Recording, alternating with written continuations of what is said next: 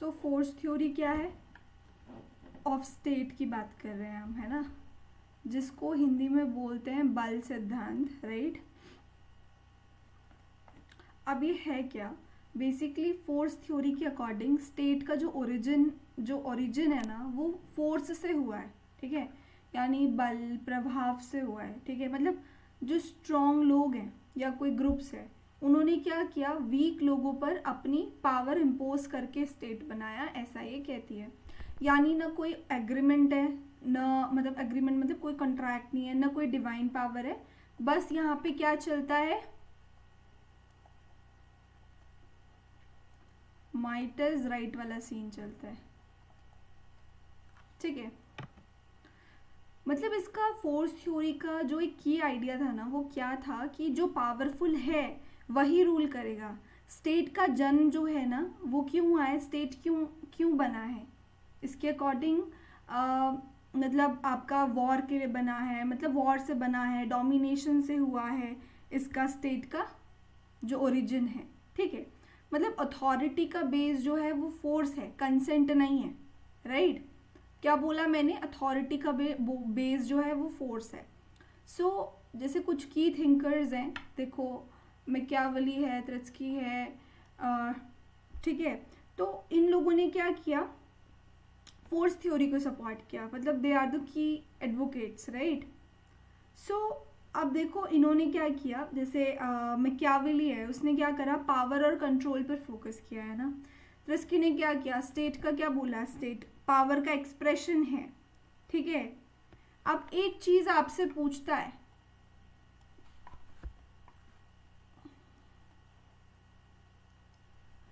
डॉनिस्ट की एक चीज पूछता है, ये डॉविनिस्ट की क्या पूछता है, एक देखा होगा आपने,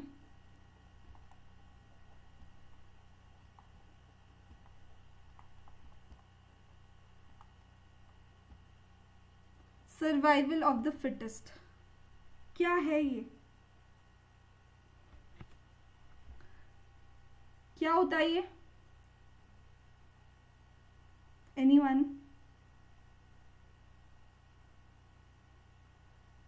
Only the strong person survives. देखो ये कॉन्सेप्ट है, ठीक है, जो मेनली मतलब आपका चार्ल्स डार्विन ने दिया था। मतलब जो चार्ल्स डार्विन की जो थ्योरी है ना इवोल्यूशन से, मतलब इसने क्या बोला, थ्योरी ऑफ इवोल्यूशन से मतलब ये कॉन्सेप्ट आया है, ठीक है। फिर बाद में ये टर्म जो है मतलब पॉपुलर किया हर्बर्ट स्पेंसर ने। सो बेसिकली इसका मतलब है जो सबसे ज़्यादा अडेप्टेबल और स्ट्रॉन्ग है वही सर्वाइव करेगा, survival of the fittest, right.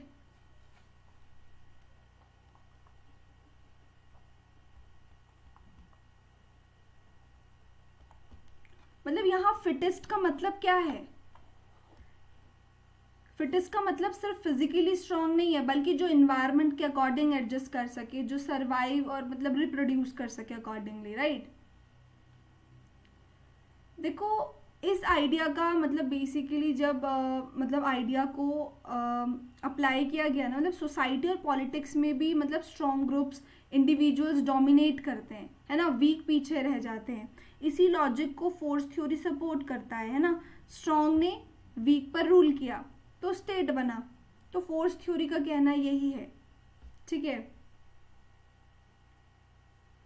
Basically अगर मैं बोलूँ मतलब ऐसा बोल सकते हैं कि survival of the fittest means that those like those best adapted to their environment are more likely to survive and reproduce, right.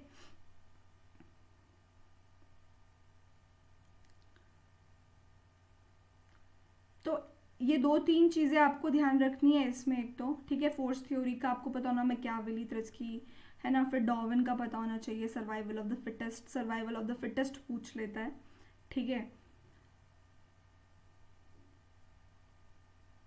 And yes, इसमें एक चीज़ और आपको जैसे कुछ जैसे इसके फीचर्स अब जब देखते हो ना फोर्स थ्योरी के, तो बेसिकली स्टेट का ओरिजिन बहुत ज़्यादा वायलेंट है, यहाँ पे फोर्स ही लेजिटिमेसी का सोर्स है, और रूलर और रूल्ड कर मतलब जो बेसिकली रिलेशन है वो क्या है, अनइक्वल है।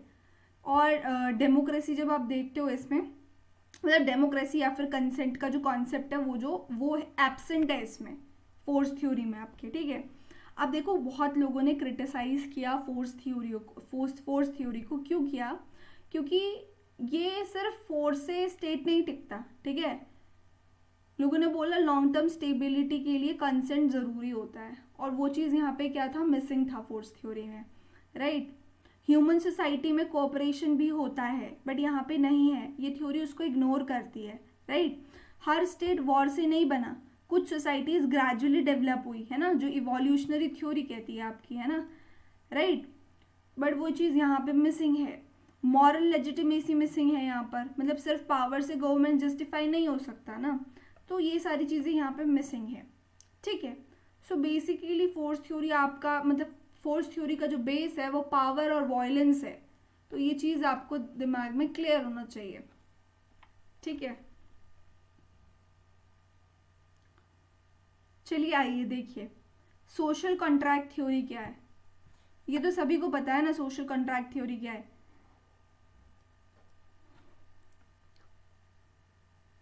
अब सोशल कॉन्ट्रैक्ट थ्योरी क्या है, किसी को पता है? आवाज आ रही है आपको? Yes, ma'am. अदिति क्या है सोशल कॉन्ट्रैक्ट थ्योरी?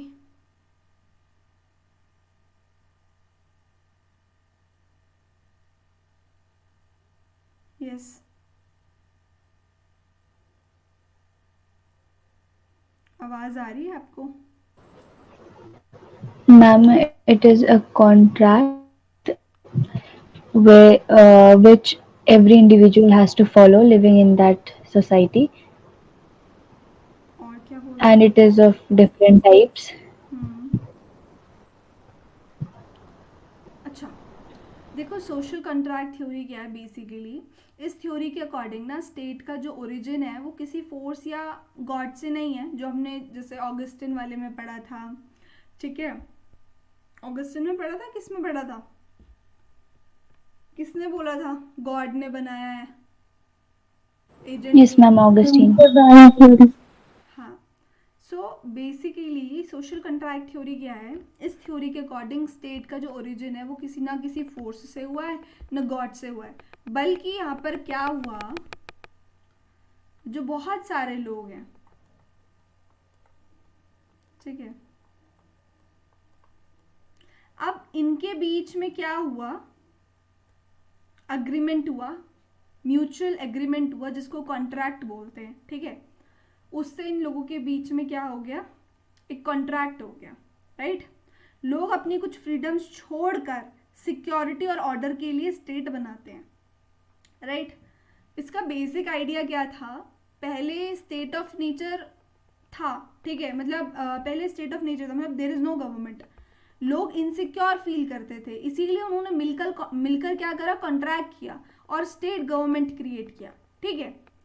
अब इसके कुछ मेन थिंकर्स है, देखो हॉब्स, लॉक और रूसो, इन तीनों का सोशल कॉन्ट्रैक्ट का जो कॉन्सेप्ट है देखो थोड़ा डिफर कर रहा है, ठीक है, but it is a contract agreement between people, right.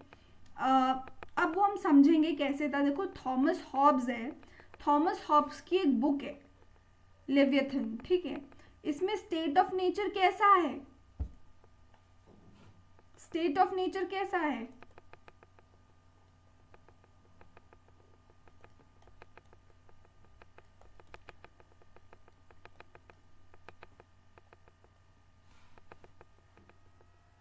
एक मिनट,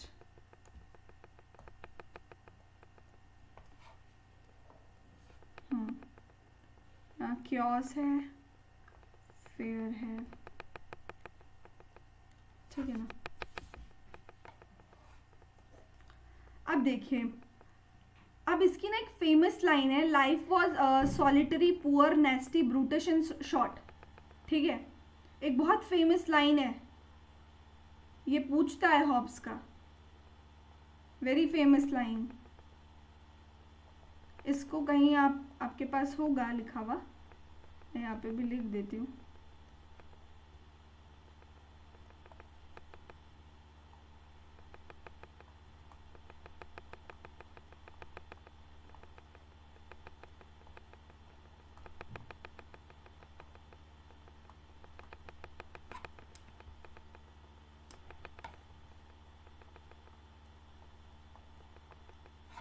ब्रूटस एंड शॉर्ट। ठीक है, अब इन्होंने क्या करा, इन्होंने ना एक सोल्यूशन दिया कि स्ट्रॉन्ग एब्सोल्यूट स्टेट का दिया लेविथिन में। ठीक है, मतलब बेसिकली एब्सोल्यूट मोनार्की को जस्टिफाई किया गया। अब आपको पता है हॉब्स का जो सोशल कॉन्ट्रैक्ट था बेसिकली वो क्या था?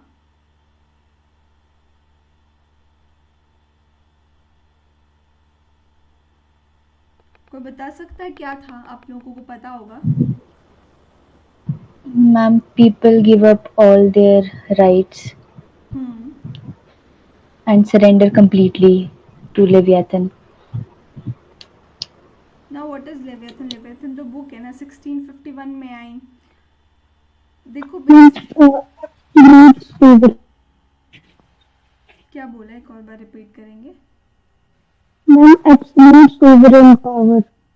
हाँ, absolute sovereign power.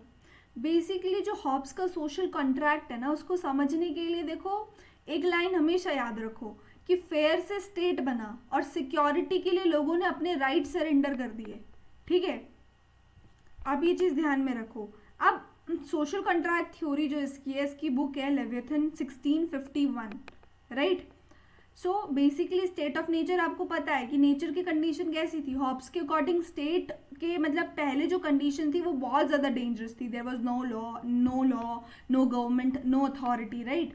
Now what was the situation? हर कोई अपने लिए फाइट कर रहा था, कांस्टेंट फियर था, इनसिक्योरिटी था, right. War of all against all. क्या बोला मैंने? पेपर में आता है ना, war of all against all, right?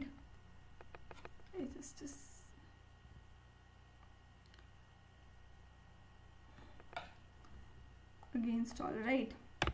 अब नाउ सी, फेमस लाइन आपको पता चल गई इसकी क्या है जो पेपर में आती है, that is life was solitary, poor, नेस्टी, brutish and short, right. अब देखो इसके ना सोशल कॉन्ट्रैक्ट में मतलब यहाँ पे मतलब बेसिकली प्रॉब्लम क्या थी? सिक्योरिटी नहीं थी, लाइफ अनसेफ थी, कोई ऑर्डर नहीं था, इसीलिए लोग ना मतलब बहुत ज़्यादा दूर भागना चाहते थे इस केओस से। ठीक है, तो इन्होंने क्या किया, इन्होंने एक सोशल एग्रीमेंट किया। ठीक है, क्या किया, लोग, ये जो लोग हैं इन्होंने आपस में मिलकर एक कॉन्ट्रैक्ट किया। सबने अपने अपने नेचुरल राइट्स, जो नेचुरल राइट्स हैं, सरेंडर कर दिए। ठीक है, यहाँ पे सरेंडर कर देते हैं। तो एक पावर अथॉरिटी होती है, पावरफुल अथॉरिटी कौन सी होती है? सोवरेन को दे देते हैं ये लोग अपनी कुछ जो नेचुरल इनके राइट्स हैं। ठीक है, इसने भी दिया, इसने भी ले फेंका, इसने भी ले फेंका, इसने भी दिया, इसने भी दिया, इसने भी दिया। किसको दिया?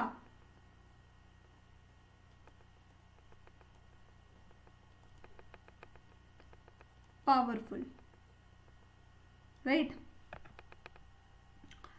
बेसिकली देखो कॉन्ट्रैक्ट पीपल के बीच होता है, यहाँ पर रूलर के साथ नहीं होता। ये आप दिमाग में ध्यान में रखेंगे हम लोग।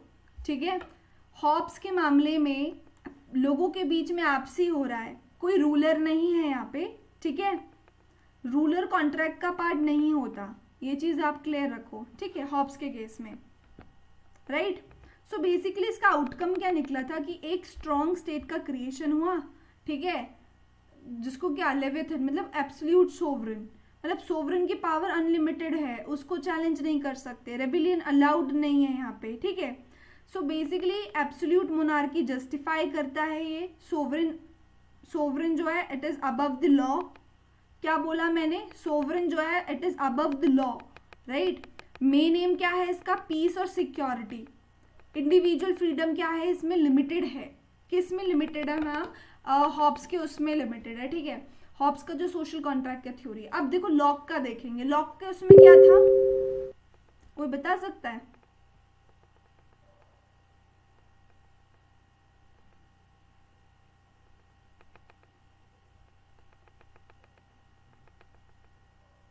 कोई बता सकता है?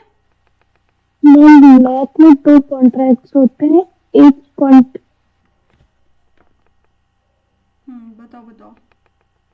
पहले एक गवर्नमेंट से कॉन्ट्रैक्ट होता है जो कि होपफुल नहीं होता है गवर्नमेंट से कोई भी कॉन्ट्रैक्ट। अच्छा, और किसी को कुछ ऐड करना है?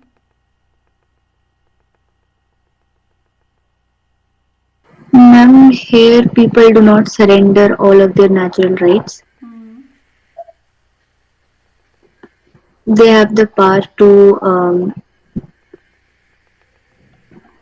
What? to challenge the sovereign. To challenge the sovereign. Okay, और क्या बोल सकते हैं?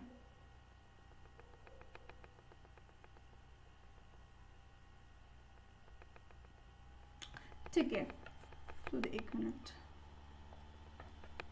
अब देखिए,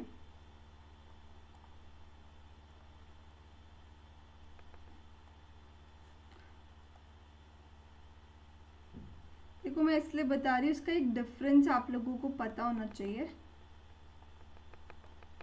बिकॉज हम लोग बहुत कंफ्यूज कर जाते हैं। इसकी बुक है एक, कोई बता सकता है?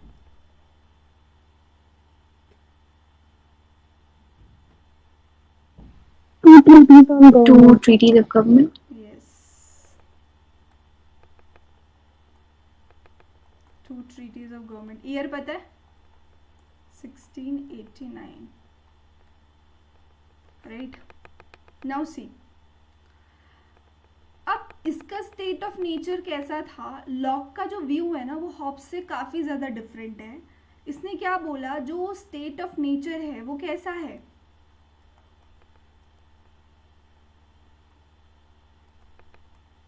पीसफुल है, ठीक है, पीसफुल है, और कैसा है? रीजनेबल है, ठीक है। लोग रैशनल हैं और एक दूसरे के राइट्स का रिस्पेक्ट करते हैं, ठीक है। वहीं हॉब्स ने क्या बोला था कि स्टेट ऑफ नेचर कैसा है? ये देखो, वॉर है, ठीक है, जहाँ पे क्योस है, फियर है, लोगों के बीच में डर है। पर लॉक क्या कह रहा है? लॉक बिल्कुल उल्टा कह रहा है। लॉक कह रहा है कि स्टेट ऑफ नेचर बिल्कुल पीसफुल है, आपका रीजनेबल है, लोग रैशनल हैं और एक दूसरे के राइट्स का रिस्पेक्ट करते हैं ना। सो बेसिकली यहाँ पे आपको नोट करने की ज़रूरत क्या है? जो नेचुरल राइट्स हैं वो ऑलरेडी एग्जिस्ट करते हैं, ठीक है। यहाँ पे नेचुरल राइट्स क्या हैं?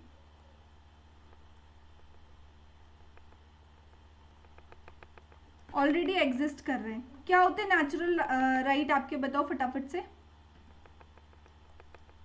Life, liberty and property. Very good. Life, liberty, property, है ना। देखो ये पेपर में आता है, बहुत ध्यान से इसको दिमाग में आप लोग सेटल कर लीजिए। जब भी इसकी बात हो रही है नेचुरल राइट्स की, तुरंत दिमाग में लॉक क्लिक कर जाना चाहिए आपके, ठीक है। अब ये बोल रहा है कि भाई ये ऑलरेडी एग्जिस्ट कर रहा है, तो प्रॉब्लम क्या थी? प्रॉब्लम ये थी कि अगर सब पीसफुल था तो स्टेट की ज़रूरत क्यों है, ठीक है। तो कई इश्यूज थे। देखो, there was no fixed law, ठीक है, कोई इम्पॉर्टेंट जज नहीं है, कोई अथॉरिटी नहीं है पनिश करने के लिए। तो इसका रिजल्ट क्या हुआ? इसके वजह से राइट्स जो हैं इनसिक्योर, बेसिकली इनसिक्योर हो जाते हैं, ठीक है। अब ये राइट्स हैं तो ठीक है, पर इसको कोई जज करने वाला नहीं है, मतलब बेसिकली कोई इम्पार्शियल जज नहीं है, कोई अथॉरिटी नहीं है। अगर कोई भी दिक्कत आई तो पनिश करने वाला नहीं है, कोई भी फिक्स्ड लॉ नहीं है, ठीक है। तो ये दिक्कत थी, इसीलिए राइट्स जो हैं, क्या राइट्स क्या हो गए? इनसिक्योर। तो अब यहाँ पे क्या हुआ? लोग मिलकर क्या कर रहे हैं? कॉन्ट्रैक्ट कर रहे हैं, ठीक है। लोग आपस में मिलकर क्या कर रहे हैं? कॉन्ट्रैक्ट कर रहे हैं, कॉन्ट्रैक्ट कर रहे हैं, ठीक है।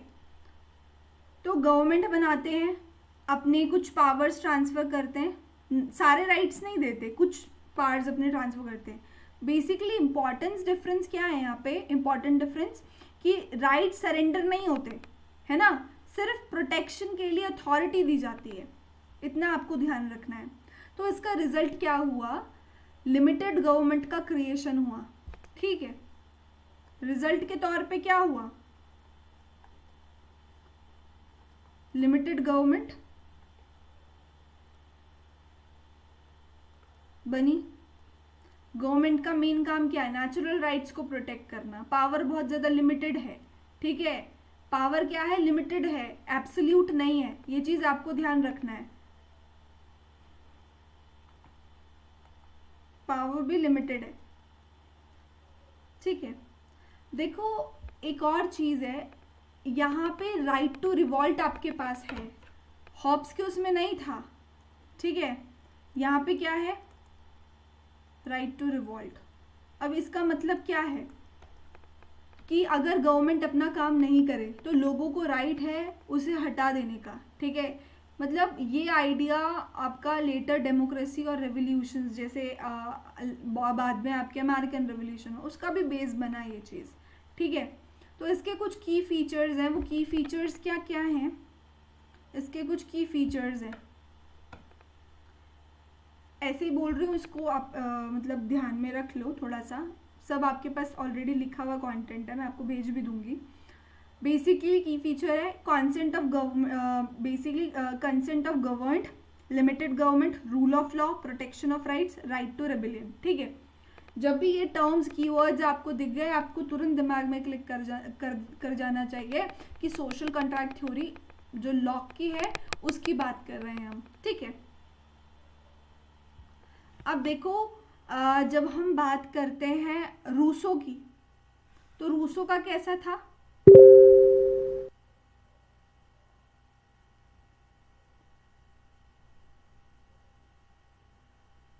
बताओ।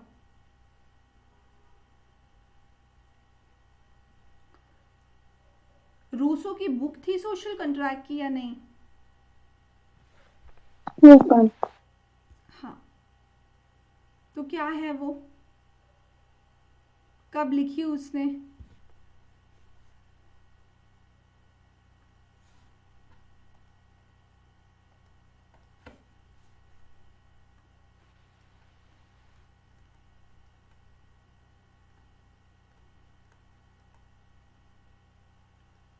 क्या था बुक का नाम, द सोशल कॉन्ट्रैक्ट। कब लिखी इसने? 1762।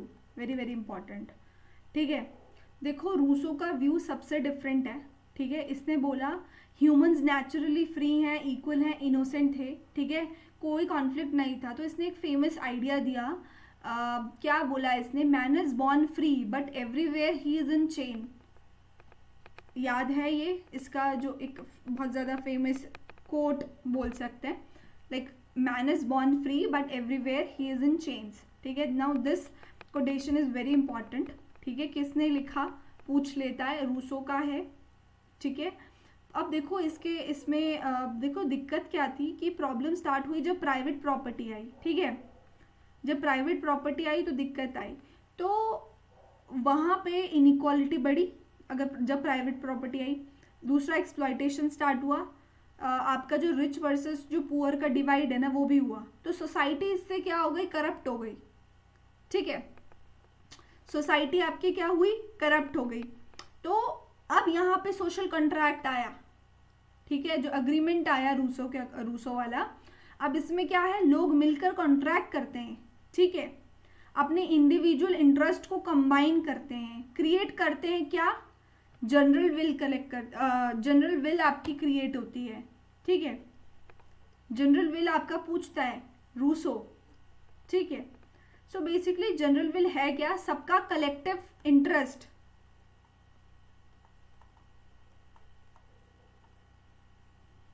राइट, यानी कॉमन गुड, राइट, मतलब लॉ भी इसी के अकॉर्डिंग बनता है। तो इसका रिजल्ट क्या निकला कि पॉपुलर सोवरेनिटी है ना, मतलब जनता ही सुप्रीम है, पावर पीपल के पास है, गवर्नमेंट सिर्फ एजेंट है, डायरेक्ट डेमोक्रेसी का सपोर्ट करता है ये। तो यहाँ पे पीपल क्या है, सोवरेन, पीपल जो लोग हैं वही सोवरेन है, और डायरेक्ट डेमोक्रेसी है। यहाँ पे कलेक्टिव इंटरेस्ट की बात हो रही है, मतलब इंडिविजुअल इंटरेस्ट से ऊपर ये कलेक्टिव इंटरेस्ट को रखता है। यहाँ पे इक्वालिटी एंड फ्रीडम भी है आपके पास, ठीक है। अब यहाँ पे क्या होता है ना कि अगर कोई जनरल विल फॉलो नहीं करता तो उसको फोर्स किया जा सकता है, क्योंकि वही उसकी रियल फ्रीडम है ना, बिकॉज वो कॉमन गुड के लिए है, राइट। कई लोगों ने क्रिटिसाइज किया अब रूसो के जनरल विल, मतलब इसके सोशल कॉन्ट्रैक्ट को। लोगों ने बोला कि जो जनरल विल है वो बहुत ज़्यादा वेग है, मिसयूज़ हो सकता है इसका, क्योंकि अथॉरिटेरियनिज्म का रिस्क आ जाता है, ठीक है। फिर बोला प्रैक्टिकल इम्प्लीमेंटेशन जो है वो बहुत ज़्यादा डिफ़िकल्ट है, राइट। सो ये चीज़ था आपका किसका, रूसो का। क्लियर है यहाँ तक?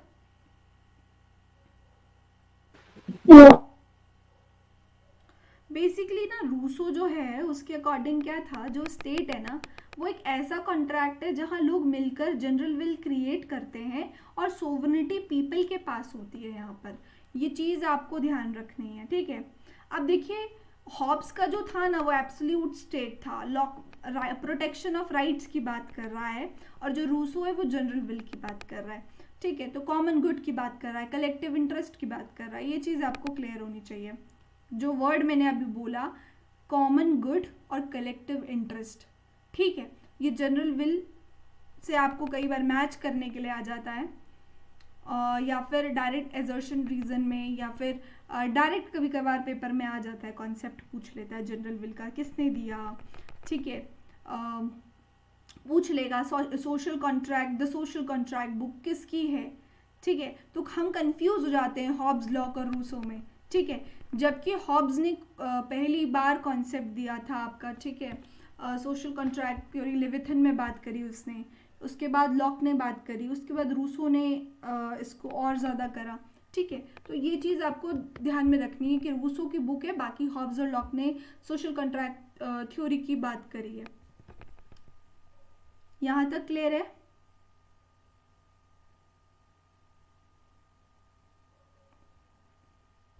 Yes ma'am.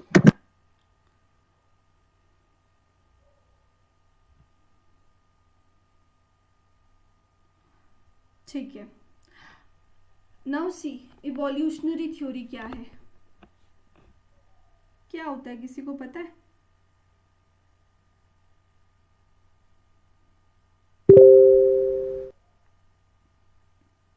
एनीवन?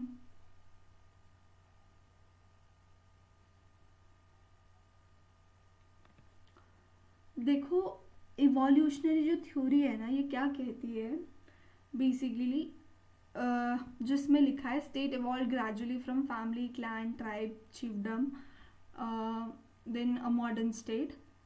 उसके बाद एडवोकेट इसके हर्बर्ट स्पेंसर, हेनरी मेन, और आपके बहुत ज़्यादा मोस्ट वाइडली एक्सेप्टेड थी।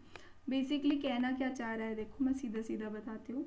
इस थ्योरी के अकॉर्डिंग स्टेट का जो ओरिजिन है वो किसी एक मतलब इवेंट से नहीं हुआ, किसी एक कॉन्ट्रैक्ट से नहीं हुआ, किसी फोर्स से नहीं हुआ, बल्कि लोग हिस्टोरिकल प्रोग्रेस मतलब जो बल्कि आपका जो लॉन्ग हिस्टोरिकल प्रोसेस है ना उससे हुआ इसका, ठीक है, ओरिजिन।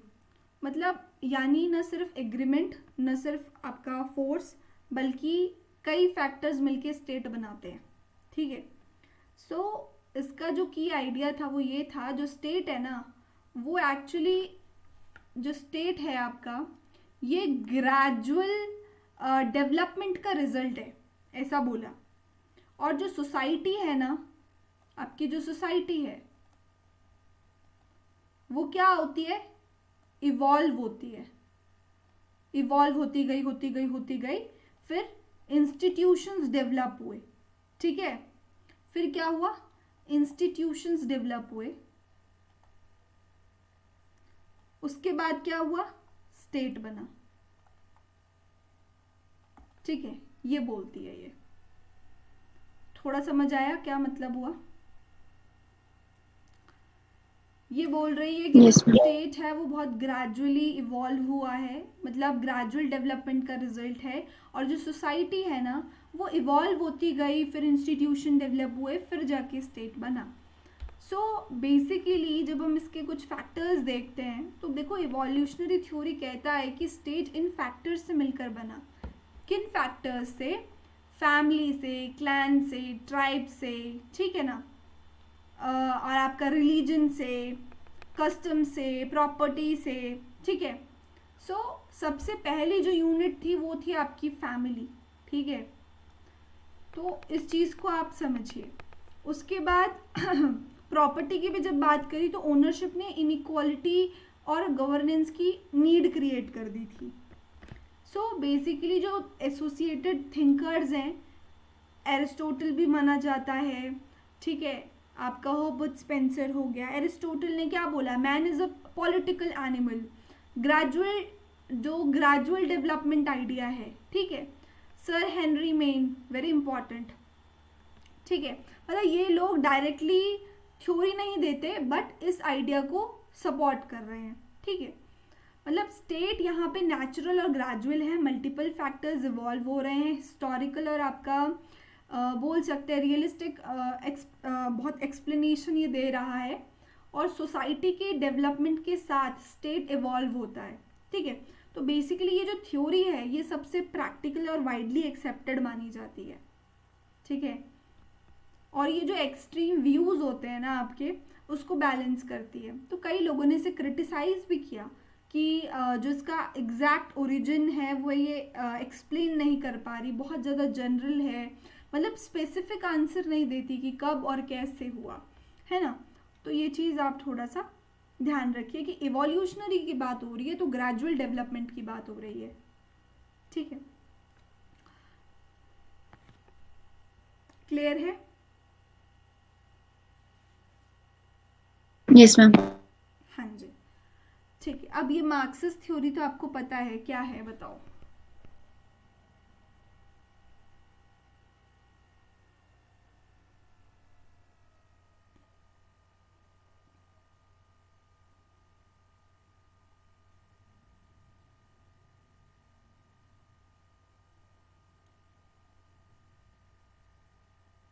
कुछ पता है?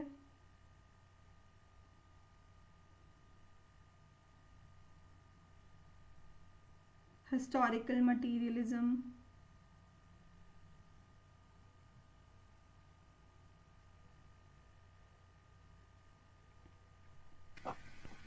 Ma'am, he basically, through his framework, like the historical materialism, uh, he tells us about the base and superstructure, yes, where the base determines the superstructure. The base is like the economy production process, and superstructure is culture law. Like the base is what determines the superstructure. Okay. और कुछ add कर सकते हैं हम इसमें? चलिए सबसे पहले ना मार्क्सिस्ट थ्योरी समझते हैं, फिर हिस्टोरिकल मटेरियलिज्म पे आते हैं एक बारी के लिए। देखो मार्क्सिस्ट थ्योरी क्या है आपका स्टेट का। कार्ल मार्क्स के अकॉर्डिंग क्या है, स्टेट जो है आपका वो एक मतलब इंस्ट्रूमेंट है जो मतलब पावरफुल है, मतलब इकोनॉमिक रूलिंग क्लास से अपने इंटरेस्ट को प्रोटेक्ट करने के लिए यूज़ करता है, ठीक है। अब बेसिकली यानी स्टेट सबके लिए इक्वल नहीं होता, ये क्लास डोमिनेशन का एक टूल है, ठीक है। मतलब बेसिक आइडिया जो ये दे रहा है वो क्या दे रहा है कि सोसाइटी दो मेन क्लासेस में डिवाइड होती है। पहला आपका बर्जॉइसी, बेसिकली कैपिटलिस्ट क्लास जो प्रोडक्शन के मीन्स ओन करती है। Second one is your proletariat, working class जो लेबर प्रोवाइड करती है। मतलब स्टेट का काम क्या है, बर्जॉइजी के इंटरेस्ट को प्रोटेक्ट करना, एक्सप्लॉयटेशन को मेंटेन करना, राइट। सो बेसिकली मार्क्सिस्ट क्या कहते हैं, जो ओरिजिन है ऑफ स्टेट, ठीक है। नाउ सी, ये आपको पता होना चाहिए जो ओरिजिन है स्टेट का। बेसिकली स्टेट तब आया जब प्राइवेट प्रॉपर्टी डेवलप हुई, तो इनइक्वालिटी बढ़ी उस दौरान, तो क्लास कॉन्फ्लिक्ट स्टार्ट हुआ। इस कॉन्फ्लिक्ट को कंट्रोल करने के लिए स्टेट बना, ठीक है। अब इनके अकॉर्डिंग जो स्टेट है वो क्लास डोमिनेशन का इंस्ट्रूमेंट है, ठीक है। क्या बोला मैंने?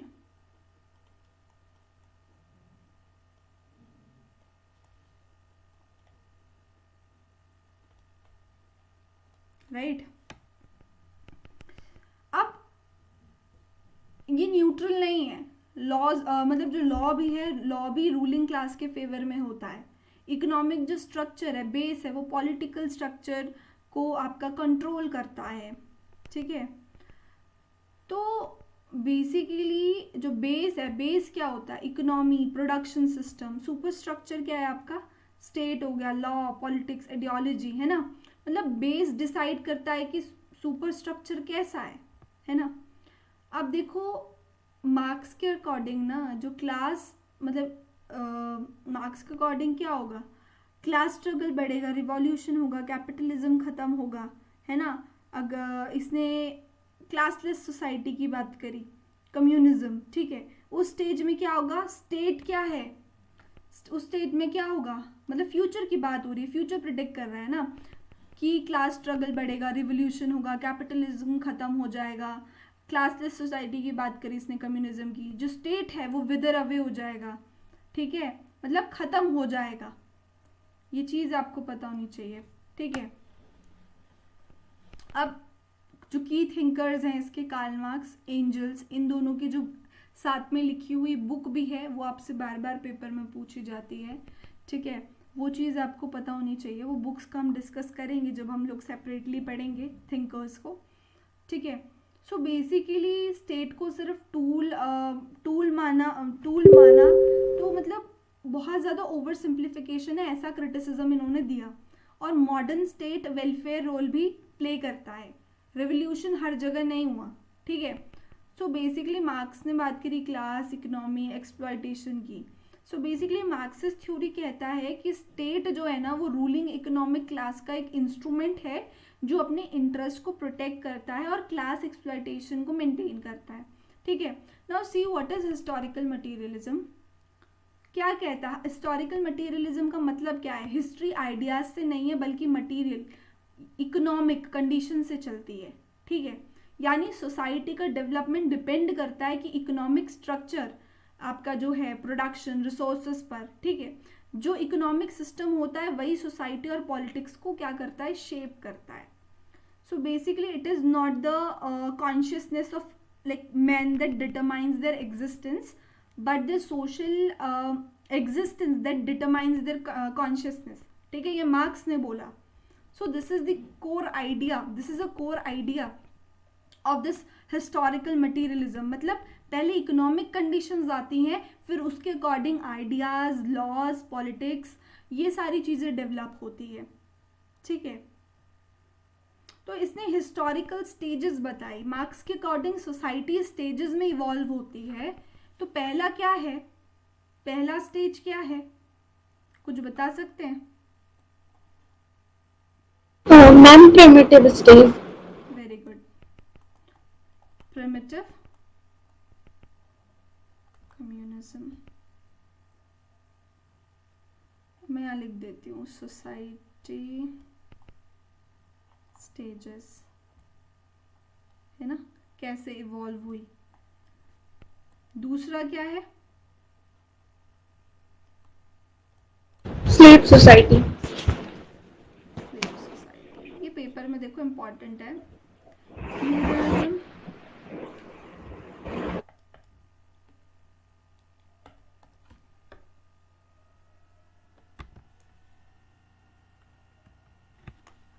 Just a second.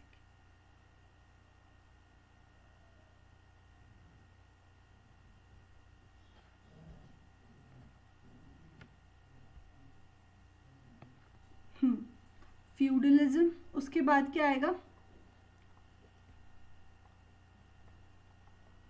Capitalism.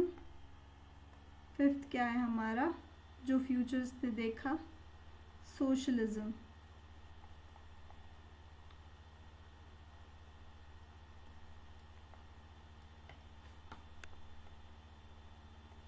Communism, है ना।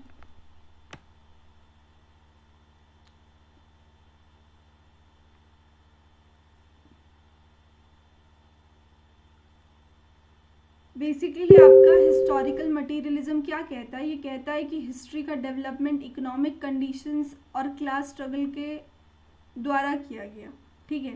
तो ये चीज़ ये ऐसा कहता है। क्लियर है यहाँ तक? कुछ डाउट है आपको? No ma'am.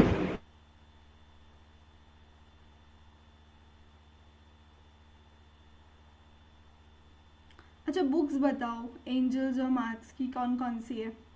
चलो मैं आपको 2-3 बुक्स बताऊंगी, बताना किसकी है, ठीक है? एंजल्स की है या फिर मार्क्स की है, बताना। यहाँ पे लिखती हूँ मैं, अभी मत बताना, जब पूछूंगी तब बताना ना। 1867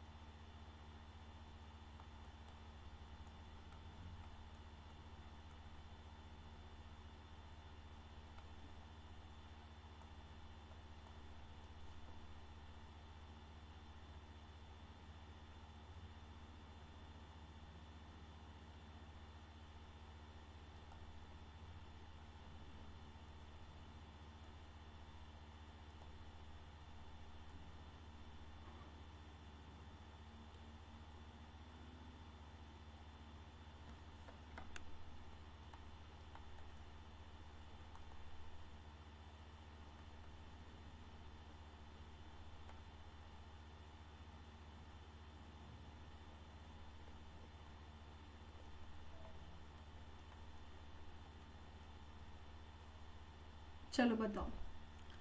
first, ma'am Karl marks.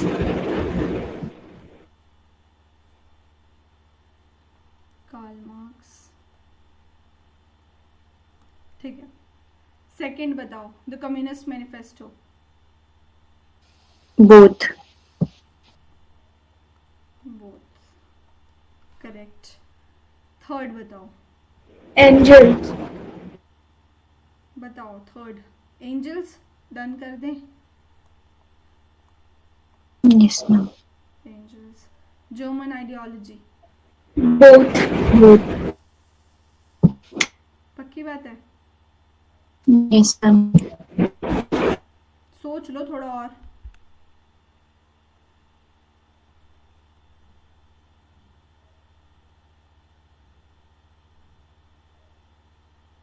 Ma'am both. हाँ, ये जॉइंट वर्क था, ठीक है। मतलब इसमें ना हिस्टोरिकल मटेरियलिज्म का ये फाउंडेशन दे रही है ये बुक, ठीक है। 1846 में आई थी ये भी, और इसमें मतलब बेसिकली वही है, एंजल्स और इसने मिलकर लिखी थी इसको, ठीक है। तो ये वाली बुक तो पता ही होगा आपको, बहुत ऑफ रिपीटेड है। एंजल्स। एंजल्स पक्की बात है? Yes ma'am. यस, ठीक है ना। ये बहुत इम्पॉर्टेंट है, बहुत वेरी वेरी वेरी इम्पॉर्टेंट। एक आपकी एक और बुक है इसकी, सोशलिज्म यूटोपियन एंड साइंटिफिक, ठीक है, जिसमें इसने साइंटिफिक सोशलिज्म एक्सप्लेन करती है, जो बुक बहुत इंपॉर्टेंट है एंजल्स की, ठीक है। उसके बाद हाँ, इतनी बुक्स इसकी बहुत इंपॉर्टेंट है। उसके बाद जो इसने एंजल के साथ जर्मन आइडियोलॉजी लिखी वो आपको पता चल गया। एक ना फिलोसफिक मैन्यूस्क्रिप्ट्स करके है, ठीक है, जिसमें एलिनेशन का कॉन्सेप्ट दिया। कौन सी बुक है वो? Economic and philosophical manuscripts 1844, right, very very important.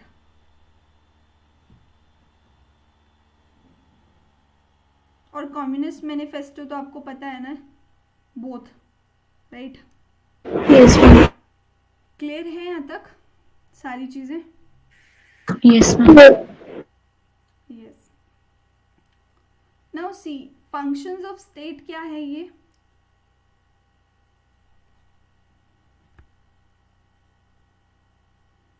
क्या होता है फंक्शंस ऑफ स्टेट?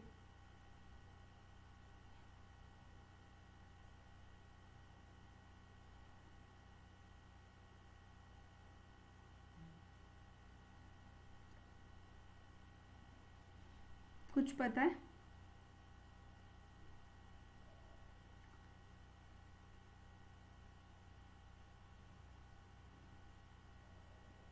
देखो, जस्ट नॉर्मली ऐसे समझ लो, ठीक है, कि जनरली दो टाइप में मतलब ये डिवाइड किया जाता है, ठीक है। कुछ बहुत मतलब ये वो फंक्शंस हैं जो स्टेट को ज़रूर मतलब ज़रूर करने ही पड़ता है स्टेट को, मतलब जैसे लॉ एंड ऑर्डर मेंटेन करना, एक्सटर्नल जो सिक्योरिटी है वो मेंटेन करना, जस्टिस प्रोवाइड करना, राइट्स को प्रोटेक्शन है ना, मतलब फंडामेंटल राइट्स को बेसिकली सेव आपका सेफ गार्ड। और जैसे जो वेलफेयर फंक्शंस होते हैं ना, इसमें क्या रहता है, लाइक बेसिकली नॉन एसेंशियल या वेलफेयर फंक्शंस बोल सकते हैं, ये आपके मॉडर्न स्टेट मतलब ये फंक्शंस जो हैं मॉडर्न स्टेट में इम्पॉर्टेंट है बेसिकली, स्पेशली आपका जो वेलफेयर स्टेट है, जैसे एजुकेशन हो गया, हेल्थ हो गया, है ना, hospitals, public health, economic development, social welfare, infrastructure हो गया, ये सारी चीज़ें। देखो, जब हम मिनिमल स्टेट की बात करते हैं ना, वहाँ पे सिर्फ एसेंशियल फंक्शंस आते हैं, ठीक है। और एसेंशियल फंक्शंस कौन कौन से थे आपके? External security, law and order maintain करना, जस्टिस प्रोवाइड करना, राइट्स का प्रोटेक्शन। तो मिनिमल स्टेट में हमारे सिर्फ एसेंशियल फंक्शंस आते हैं, ये एक लिबरल व्यू है। वेलफेयर स्टेट क्या होता है, इसमें सिर्फ एसेंशियल और वेलफेयर फंक्शंस, मतलब इसमें आपके जो नॉन एसेंशियल मतलब बेसिकली एसेंशियल ही रहते हैं, वो एजुकेशन ये सारा कुछ इसमें मामला आता है, मतलब बेसिकली मॉडर्न डेमोक्रेटिक व्यू है ना। अब लेजेस फेरे आपने सुना होगा ये चीज़ ना, ये देखो पेपर में क्या क्या टर्म्स होते हैं ना, इसे देखो एक बार, ठीक है। मिनिमल स्टेट, लिबरल, उसकी बात हो रही है लिबरल व्यू में, ठीक है। और मॉडर्न लिबरल्स में क्या होगा आपका? सोशलिस्ट यानी वेलफेयर स्टेट, राइट। और मार्क्सिस्ट व्यू आपने अभी देखा ऊपर कि state function as an instrument of class domination, right. इसको और ब्रीफ करने की ज़रूरत है?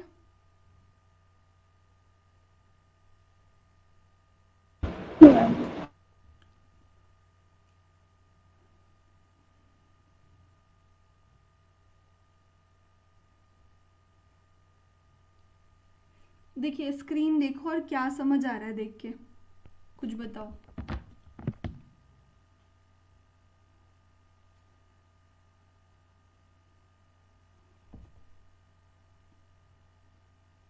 कुछ समझ आ रहा है?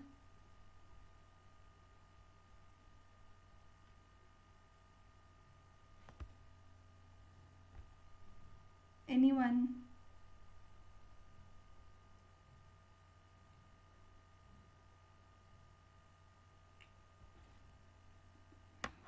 बेसिकली इसमें बात हो रही है स्टेट की इन कंटेम्प्रेरी कॉन्टेक्स्ट, मतलब कंटेम्प्रेरी कॉन्टेक्स्ट क्या होता है आज के टाइम पे, ठीक है। आज के टाइम में स्टेट की बात हो रही है कि ग्लोबलाइजेशन ने, ये आपका देखो एजर्शन रीजन में काम आएगा बहुत ज़्यादा, ग्लोबलाइजेशन ने सोवरेनिटी को वीक किया, मतलब पहले स्टेट फुल्ली पावरफुल था यानी एब्सोल्यूट सोवरेनिटी थी, अब क्या हो गया, ट्रेड, इंटरनेट, ग्लोबल इकोनॉमी, है ना, ये सब मतलब बेसिकली स्टेट्स जो हैं वो इंटरकनेक्टेड हो गए। तो इसकी वजह से क्या हुआ कि स्टेट की पावर ना थोड़ी लिमिटेड हो गई, ठीक है। अब जब हम इंटरनेशनल ऑर्गेनाइजेशंस की बात कर रहे हैं, लाइक योर इंटरनेशनल ऑर्गेनाइजेशन बहुत ज़्यादा बढ़ गई, ठीक है, जैसे UN, WTO, है ना, वर्ल्ड ट्रेड ऑर्गेनाइजेशन, आपका EU हो गया, यूरोपियन यूनियन, जैसे बॉडीज़ ना रूल्स बनाते हैं। For example WTO trade rules decide करता है, UN क्या करता है, ह्यूमन राइट्स पर प्रेशर डालता है, स्टेट को उनके रूल्स फॉलो करने पड़ते हैं, है ना। अब आपके नॉन स्टेट एक्टर्स का रोल आपका हो गया, क्या हुआ, सिर्फ स्टेट ही मतलब स्टेट ही पावरफुल नहीं है, अब NGOs, MNCs, टेरर ग्रुप्स, ठीक है, ये सब भी बढ़ गए।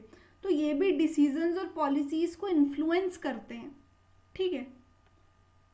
क्योंकि अब देखो, आप पॉलिटिकल साइंस फील्ड से हैं, आप लोग बहुत NGOs के साथ काम करते हैं, ठीक है।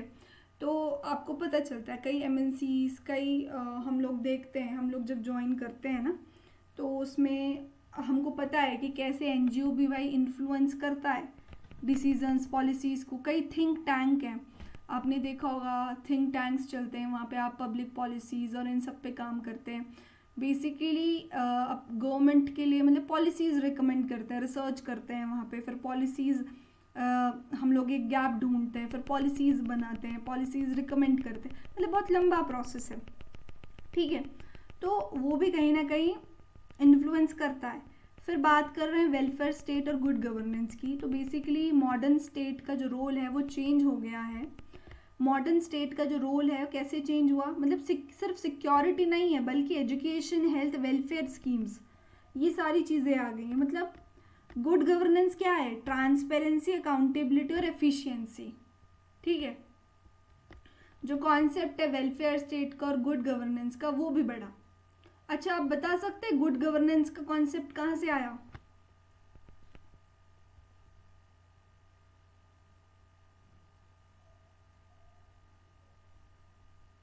कोई बता सकता है?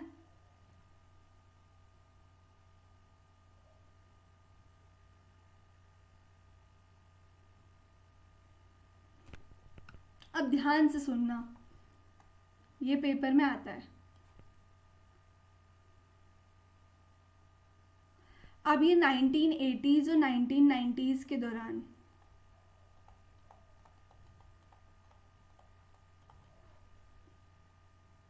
ये कॉन्सेप्ट जो है वो प्रोमिनेंट हुआ।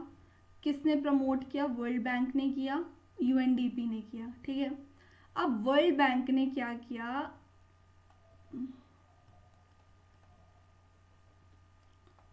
1989 में एक रिपोर्ट दी, ठीक है। उस रिपोर्ट का नाम क्या था? क्राइसिस ऑफ गवर्नेंस,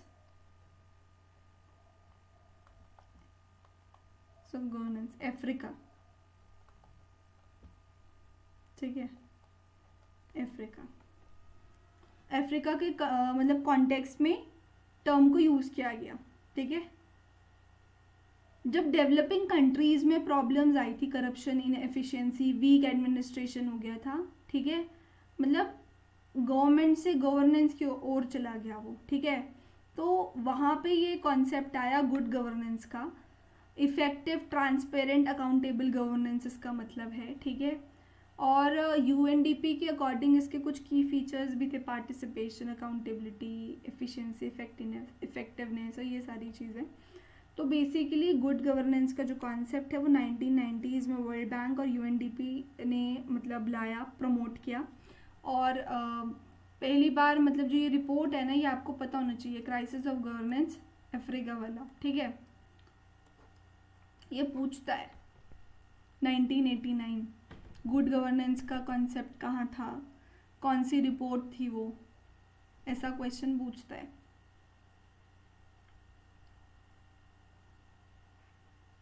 पता था ये आपको? यस और नो? No, ma'am. ठीक है, तो आप देखो इसको, ये आता है पेपर में, ठीक है। जब आप PYQ भी लगाओगे आपको पता चल जाएगा।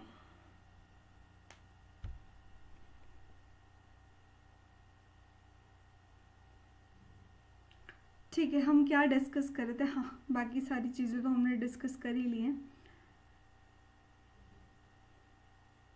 मतलब बेसिकली स्टेट ना सबसे पावरफुल इंस्टीट्यूशन है, लेकिन आज के टाइम में डेमोक्रेसी, कॉन्स्टिट्यूशन, ग्लोबलाइजेशन, इन सब ने उसकी पावर को क्या कर दिया, लिमिट कर दिया। ये चीज़ आप थोड़ा ध्यान में रखो एजर्शन रीजन के लिए, ये लिखा हुआ है ना।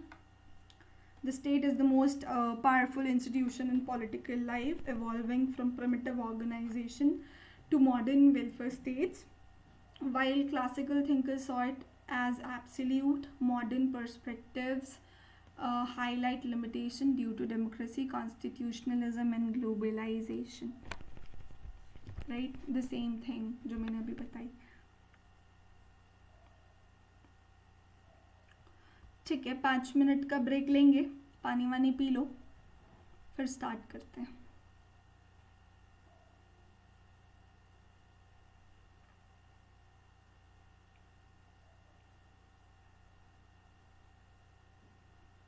चाहिए ब्रेक या नहीं चाहिए 5 मिनट का?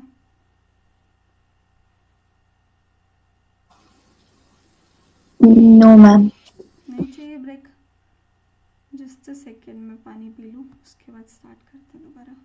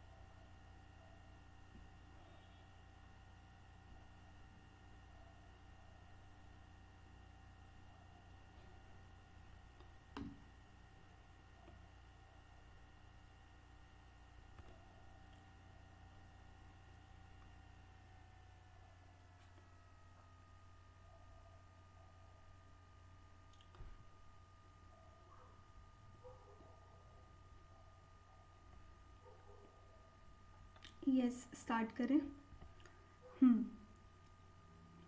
Yes. तो देखो, सोवरेनिटी क्या होती है, हम डिस्कस करते आ रहे हैं ना। सोवरेनिटी, सुप्रीम, है ना। अब ये वर्ड सोवरेनिटी आया कहाँ से? It comes from the Latin word supremus, basically means supreme, right? So इसका मतलब क्या होता है? It refers to the supreme authority of the state to govern itself without any external interference। यानी जो स्टेट की हाईएस्ट पावर जो अपने अंदर इंटरनल मतलब अपने अंदर बोलें सब पर सुप्रीम हो, है ना, मतलब बाहर किसी पे किसी के कंट्रोल में ना हो। क्या बात की थी जब हमने सोवरेनिटी की बात करी थी? एक्सटर्नल और इंटरनल क्या बात करी थी हमने जब फर्स्ट टाइम हम लोग सोवरेनिटी का डिस्कस कर रहे थे? सोवरेनिटी का जहाँ पे एक्सटर्नल और इंटरनल क्या ना हो, किसी का कंट्रोल ना हो, ठीक है। बेसिकली इसीलिए सोवरेनिटी जो है वो supreme authority of the state है ना, it is the supreme authority of the state. Now see, state की सबसे इम्पॉर्टेंट फीचर क्या है? इसके बिना स्टेट एग्जिस्ट नहीं करता। ये स्टेट जो है वो बाकी ऑर्गेनाइजेशन, मतलब स्टेट को बाकी ऑर्गेनाइजेशन से अलग बनाता है, ठीक है। क्यों? बिकॉज ऑफ सोवरेनिटी, है ना।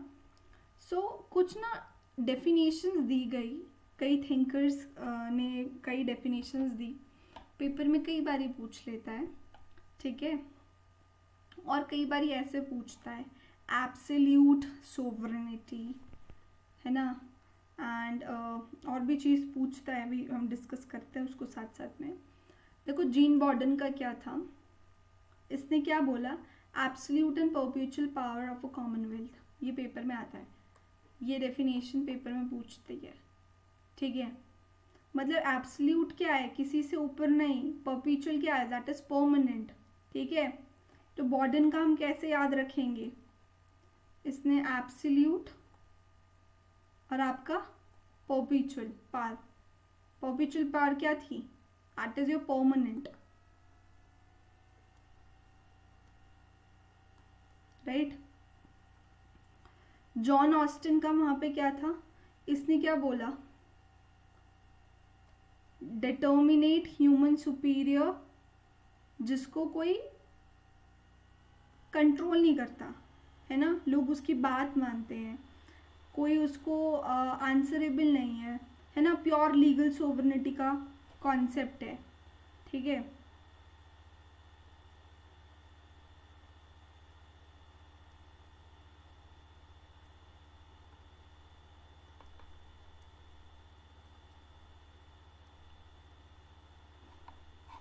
Sovereignty is the power of a determinate human superior, not in a habit of obedience to any other superior, right।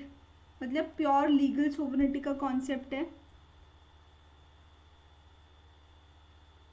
अब हेरोल्ड लस्की का क्या था, हेरोल्ड लस्की का था लीगली सुप्रीम है, इसने क्या बोला, लीगली सुप्रीम है बट प्रैक्टिकली लिमिटेड है, रियलिटी में सोसाइटी, पब्लिक ओपिनियन, कॉन्स्टिट्यूशन, ये सब सोवरेनिटी को क्या करते हैं, लिमिट करते हैं, ठीक है।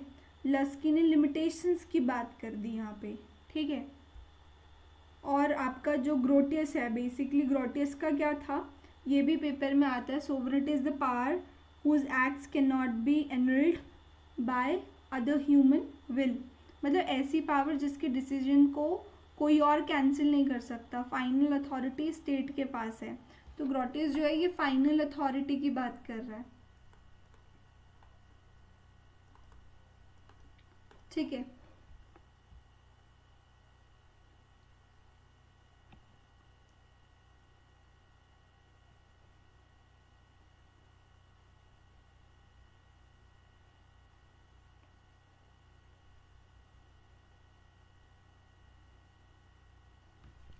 अच्छा, सोवरेनिटी के मतलब कैरेक्टरिस्टिक्स क्या क्या होते हैं, एब्सोल्यूटनेस का मतलब क्या है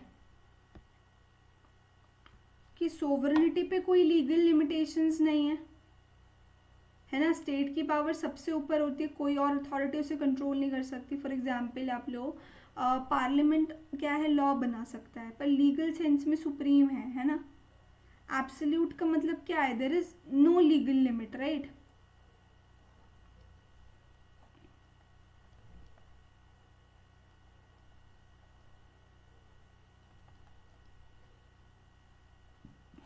परमानेंस का मतलब क्या है, सोवरेनिटी परमानेंट होती है, क्या बोला, सोवरेनिटी क्या होती है, परमानेंट होती है। गवर्नमेंट चेंज हो सकती है पर स्टेट की सोवरेनिटी खत्म नहीं होती, ठीक है। अब आप लो इसका एग्जाम्पल लो, इलेक्शंस के बाद देखो गवर्नमेंट बदलती है, ठीक है, पर स्टेट सेम रहता है, जो मैंने उस दिन एग्जाम्पल दिया। सो बेसिकली स्टेट रहेगा तो सोवरेनिटी रहेगी, है ना, that is permanence. Indivisibility, inalienability, universality, ये सारे करेक्टरिस्टिक्स है सोवरेनिटी के। अब देखो ये इनविजिबिलिटी सॉरी इनडिविजिबिलिटी क्या होता है, इनडिविजिबिलिटी क्या होता है, बेसिकली सोवरेनिटी जो है वो डिवाइड नहीं की जा सकती, ठीक है, it can not be divided among different authorities, right. Final authority एक ही जगह होती है। अब आपको एक चीज़ नोट करनी है यहाँ पे कि जो फेडरल सिस्टम है ना, फेडरल सिस्टम कहाँ का है, इंडिया में है, यूएसए में है, ठीक है। यहाँ पे क्या होता है, पावर कैसी लगती है, डिवाइडेड लगती है, क्या होता है बताओ, Yes, ma'am. है ना। पर अल्टीमेट सोवरेनिटी जो है वो स्टिल स्टेट के पास ही होती है ना। जो फाइनल पावर है वो एक ही के पास है, that is your indivisibility, right. Now see inalienability क्या होता है, सोवरेनिटी ट्रांसफर या सरेंडर नहीं की जा सकती, ठीक है। स्टेट अपनी सोवरेनिटी किसी और को परमानेंटली नहीं दे सकता। जैसे एग्रीमेंट्स होते हैं ना UNWTO के बाद भी, मतलब स्टेट अपनी आइडेंटिटी रखता है, ठीक है ना, मतलब उस वो ट्रांसफ़र नहीं कर सकता, इट इज़ नॉट ट्रांसफरेबल। क्या सोवरेनिटी, देखो हमारी जब एग्रीमेंट्स होते हैं, सपोज हमने एग्रीमेंट करा, ठीक है, किसी देश के साथ एग्रीमेंट करा, तो क्या वो हमको क्या हम उसको अपनी सोवरेनिटी ट्रांसफ़र कर देंगे क्या? नहीं।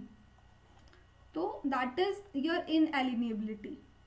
अभी यूनिवर्सैलिटी क्या होता है, सोवरेनिटी टेरिटरी के अंदर सब पर अप्लाई होती है। देखो जो सब लोग हैं, ग्रुप्स हैं, इंस्टीट्यूशंस हैं, ये सब स्टेट के अंडर आते हैं, ठीक है। बेसिक आप ऐसे समझो, इंडिया के अंदर सब लोग इंडियन लॉ फॉलो करते हैं, है ना। तो यूनिवर्सलिटी क्या होता है आपका, जो सब पर अप्लाई होता है, ठीक है, basically applies to all, right.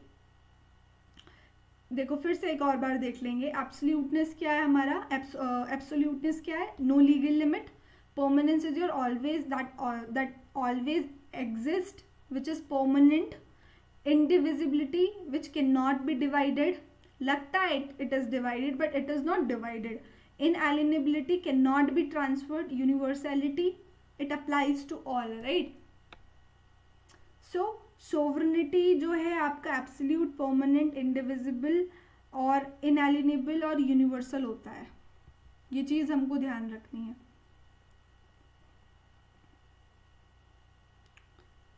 चलो देखो इतनी सारी आपको स्क्रीन पे अब सोवरेनिटी दिख रही है, ठीक है। अब पेपर में सबसे पहले यहाँ देखो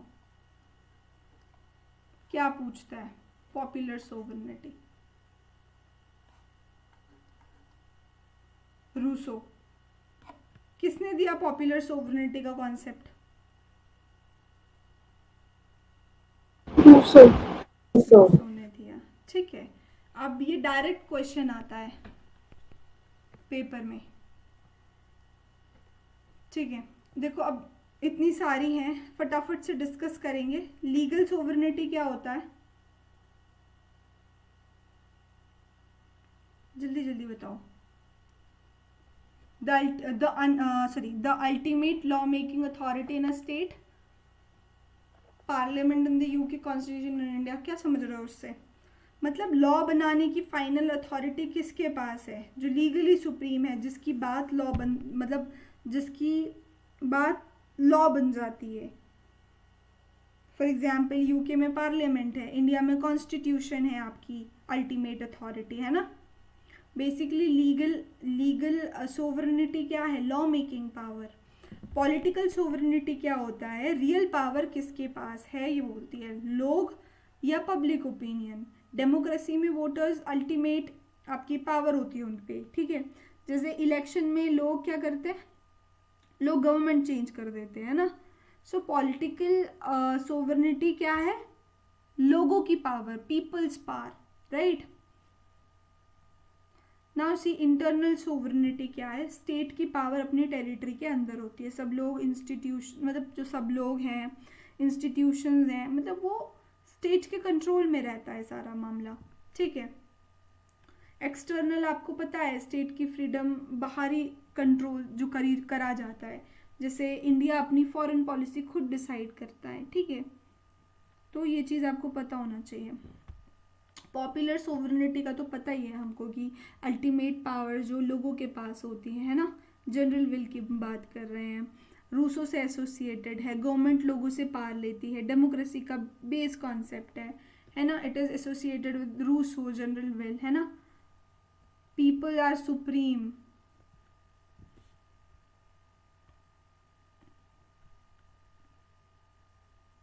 क्लियर है? Yes, ma'am.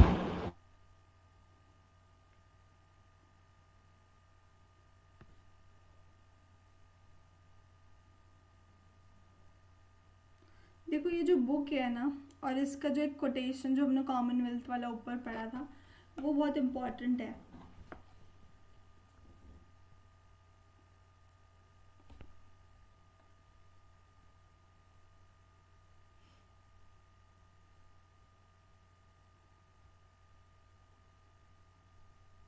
Just a second.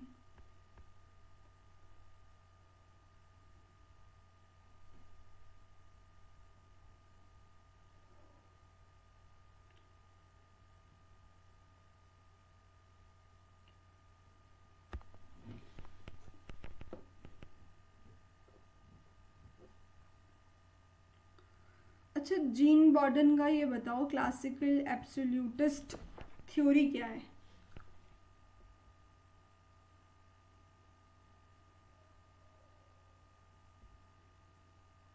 कुछ आइडिया?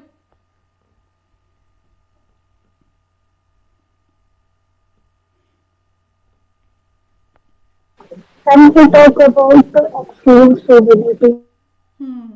वही सेम चीज़ है जो हमने ऊपर डिस्कस करी यहाँ पे, ठीक है, यही सेम चीज़ है, ठीक है।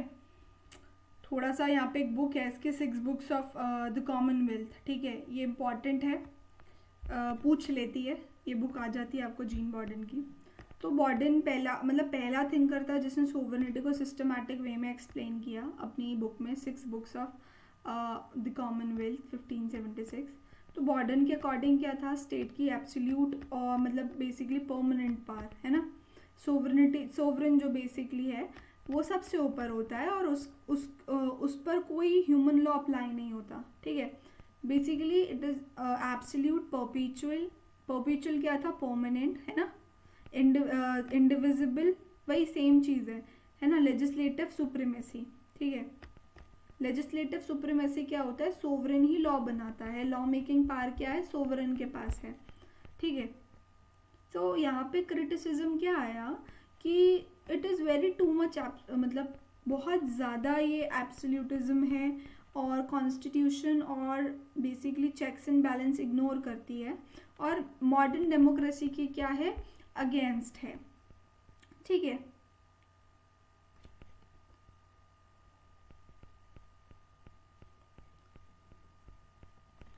Now see John Austin, legal and command theory. Now what is this? Anyone? भाई देखो पढ़ी हुई चीज़ है, बस थोड़ा तोड़ मड़ोड़ कर बताओ।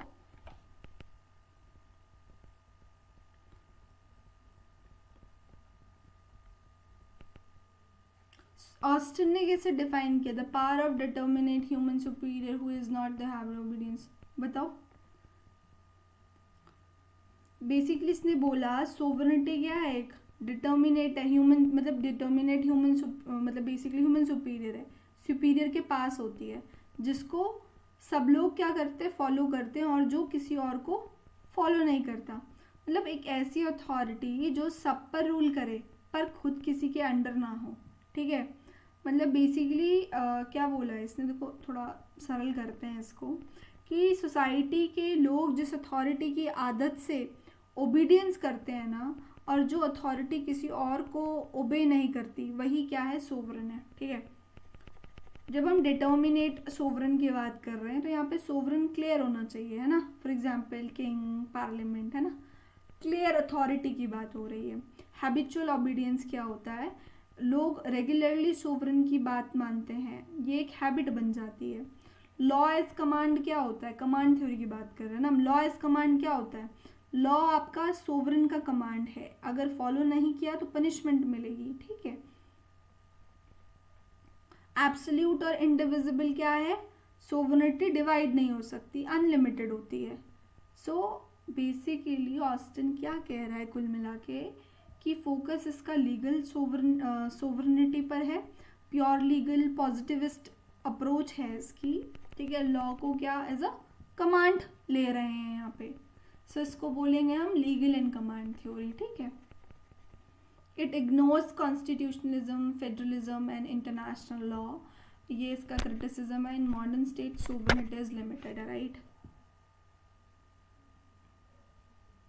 क्लियर है यहाँ पे, क्लियर है आपको ये चीज? Hello, Yes. यस।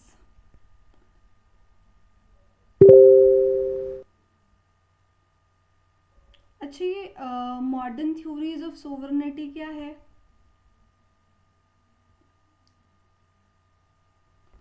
ये सेम चीज़ है जो हमने पढ़ी ऊपर, ठीक है। एक बारी प्लूरलिस्ट थ्योरी देखेंगे, ठीक है। मार्क्सिस्ट थ्योरी आपने देख ली, पॉपुलर सोवरेनिटी आपने देख लिया, ठीक है। प्लूरलिस्ट थ्योरी क्या होती है, पता है आपको?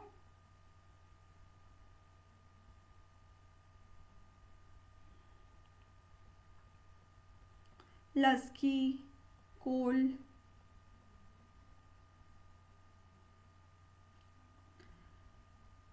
देखो स्टेट यहाँ पे क्या है, प्लूरलिस्ट थ्योरी बोलती है स्टेट अकेला सुप्रीम नहीं है, पावर सोसाइटी के डिफरेंट ग्रुप्स में बटी हुई होती है ना।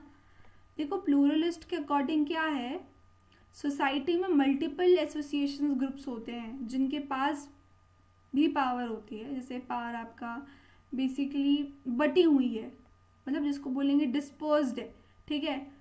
Not, it is not like centralised. इसके जो मेन थिंकर हैं वो है हेरोल्ड लस्की, GDH कोल, है ना। तो इसका बेसिक आइडिया क्या था कि सोसाइटी सिर्फ स्टेट से नहीं बनी होती, family, church, trade unions, cooperation से बनी है। और आपका ये सब भी मतलब अथॉरिटी एक्सरसाइज करते हैं ये। So state is not equal to only source of power, ठीक है। ये रिजेक्ट करता है एब्सोल्यूटिज्म को, मतलब स्टेट को सुप्रीम नहीं मानता। बॉर्डन और ऑस्टिन को भी रिजेक्ट करता है ये। और मल्टीपल पावर सेंटर्स की बात कर रहा है कि पावर डिफरेंट ग्रुप्स में डिवाइडेड होती है, और ये एसोसिएशंस की इम्पोर्टेंस बता रहा है, ठीक है। यहाँ पे सोवरेनिटी जो है ना वो लिमिटेड होती है, ठीक है।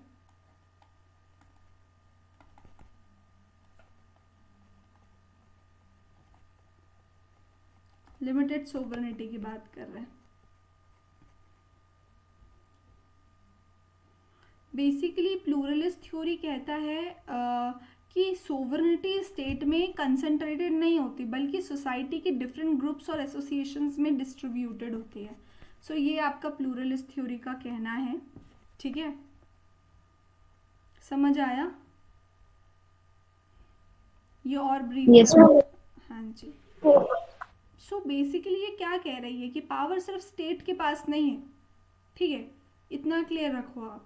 ये कहती है कि मतलब ऐसा सोचो कि सोसाइटी एक क्लास है।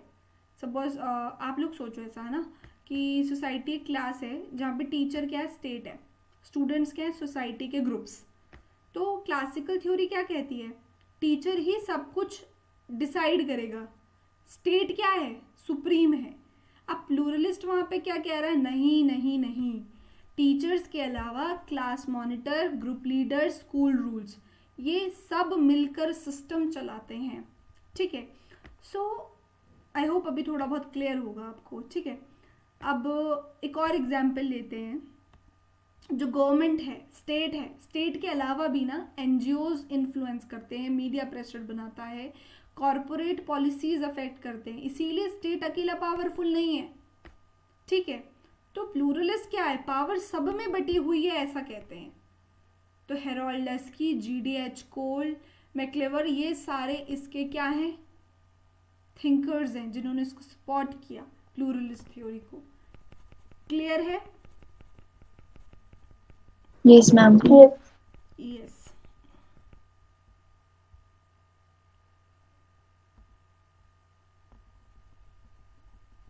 अब क्लासिकल सोवरेनिटी का क्या आया क्रिटिसिज्म, बहुत एब्सोल्यूट है, no it is not relevant, मतलब not relevant in international relations, है ना।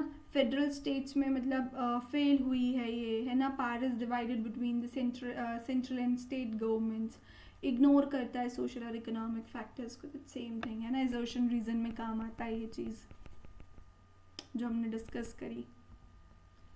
Now see, in contemporary context में जब हम सोवरेनिटी को देखते हैं, ठीक है, sovereignty is no longer absolute in your contemporary context. जो ग्लोबलाइजेशन है वो रिड्यूस करता है क्या, state control over the economy and culture. जो आपकी इंटरनेशनल ऑर्गेनाइजेशन है, UN, WTO, IMF, राइट, वो इन्फ्लुएंस करती है आपकी डोमेस्टिक पॉलिसीज़ को, ठीक है। ह्यूमन राइट्स और इंटरनेशनल लॉ जो है वो इम्पोज मतलब basically it limits on like state power, right. Non state actors कौन कौन से होते हैं? एनजीओज, एमएनसीज, टेररिस्ट नेटवर्क्स, ये चैलेंज करते हैं आपके ट्रेडिशनल सोवरेनिटी को। ठीक है, अच्छा ट्रेडिशनल सोवरेनिटी क्या था, फटाफट से बताओ।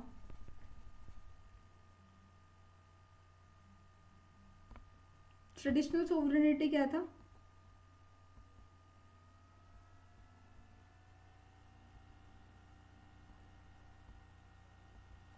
यस। मैम ट्रेडिशनल सोवरेनिटी में एक्सक्लूसिव सोवरेन की बात करी गई थी। हाँ, तो ट्रेडिशनल बोले या क्लासिकल सोवरेनिटी जब हम बात कर रहे हैं तो स्टेट की पावर क्या बोलता है, एब्सोल्यूट है एंड सुप्रीम और अनलिमिटेड होती है ना।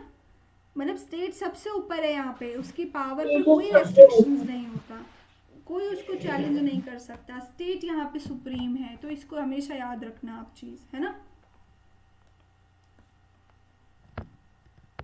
क्लियर है यहाँ तक आपको? Yes, ma'am.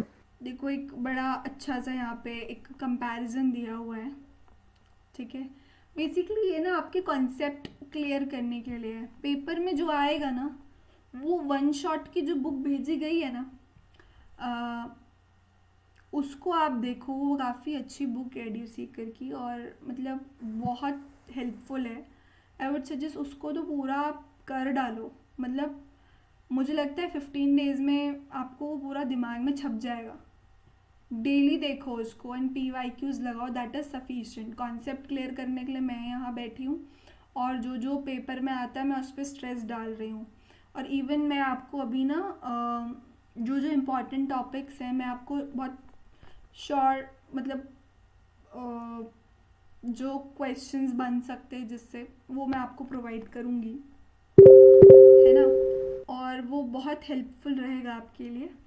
बस ये है कि अभी शॉर्टकट नहीं मारना, कॉन्सेप्ट्स क्लियर करने हैं, क्योंकि ऐसा है ना, आप अभी नहीं तो कभी तो हेल्प करेंगे ये कॉन्सेप्ट्स। क्योंकि कई बार ऐसा होता है ना, हम PhD का इंटरव्यू दे रहे हैं या कुछ दे रहे हैं ना, भले ही हमारा एग्ज़ाम निकल गया, बट हमें कॉन्सेप्ट्स की क्लैरिटी नहीं है, हम फंस जाते हैं। इतना तो पूछते नहीं, 15 मिनट में आजकल निपटा देते PhD का इंटरव्यू, ठीक है। बट स्टिल फिर भी आप लोगों को चीज़ें पता होनी चाहिए, क्योंकि कल के दिन आप भी पढ़ाएंगे, प्रोफेसर बनेंगे, तो क्लैरिटी बहुत ज़रूरी है ना। सो ये देखो एक बड़ा अच्छा से यहाँ पे दे रखा है स्क्रीन पे आपके, ठीक है। ये चीज़ आपने पढ़ी है, एक बार देख लो। क्लासिकल, मॉडर्न, है ना, नेचर कैसा है। बाकी ये PDF तो मैं शेयर कर ही दूंगी आपको।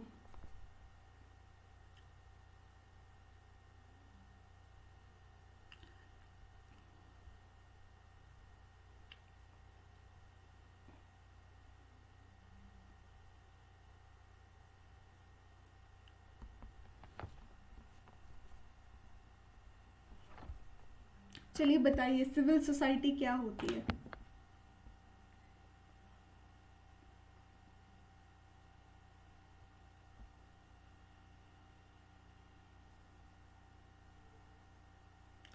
कुछ आइडिया सिविल सोसाइटी क्या है?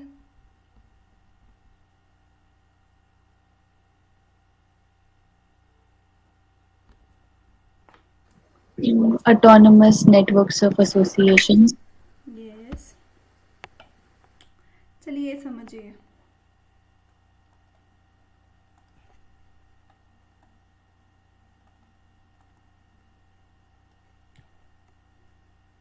ठीक है, ये आपका स्टेट है, ये आपका इंडिविजुअल है, और इसके बीच का जो स्पेस है ये क्या होता है, एक नेटवर्क होता है, राइट।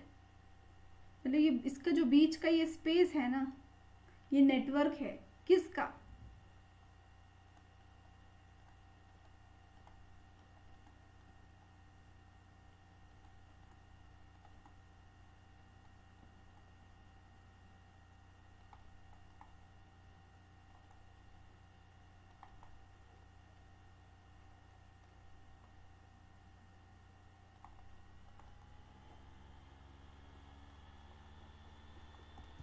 राइट।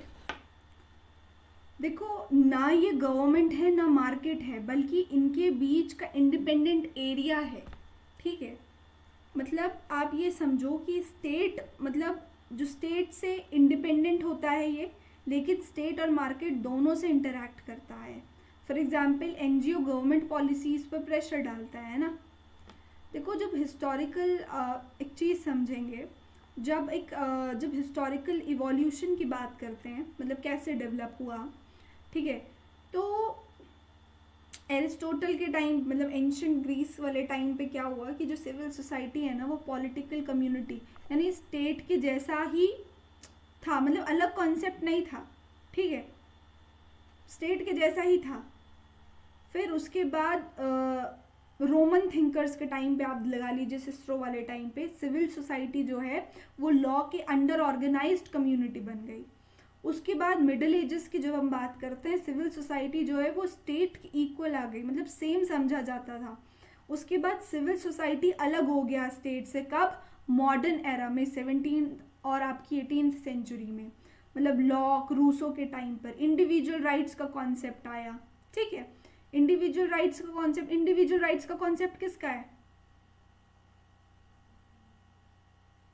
फटाफट बताओ।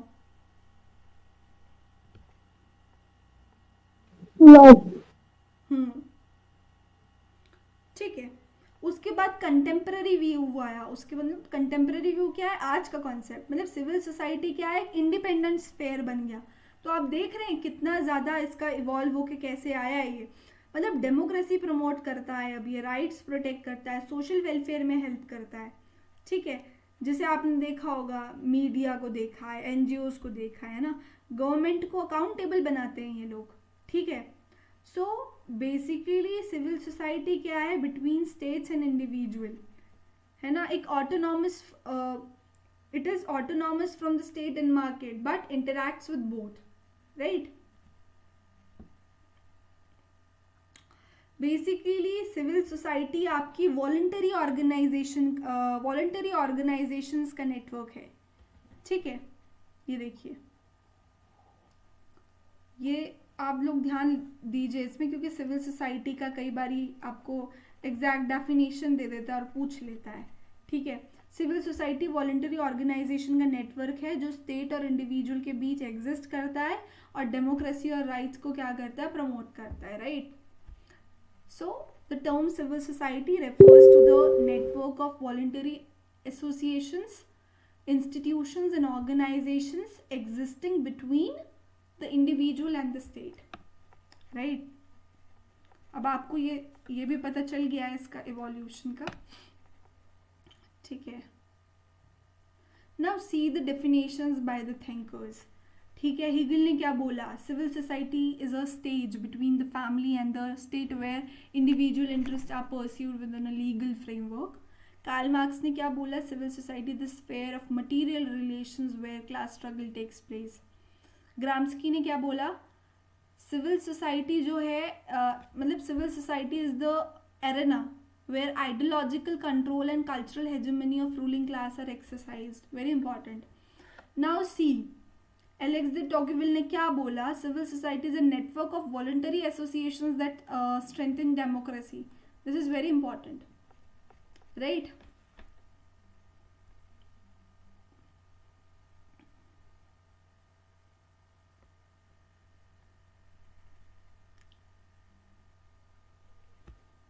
क्या है features of civil society?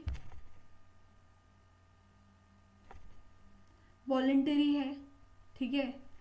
It is form by the citizens free will, independent है, प्लूरलिस्ट है, regulated by the law, it promotes participation, एक मीडिएटर का रोल प्ले करता है ना, मतलब basically it is a bridge between like state and society, it acts like a bridge actually, और काफ़ी ज़्यादा इनकरेज करता है सिटीजन्स को, है ना, इंगेज करता है उनको इन गवर्नेंस। प्लूरलिस्ट क्या होता है? It represent diverse interest and groups. Separate है भाई, सेपरेटेड है from like state, but can influence it, right. ये चीज़ और ज़्यादा एक्सप्लेन करने की तो नीड नहीं है आपको, ये समझ तो आ गया है ना आपको सारा जितना भी Yes, था? sir. हाँ, ना सी वेरी इंपॉर्टेंट चीज़ें तो अब आ रही हैं।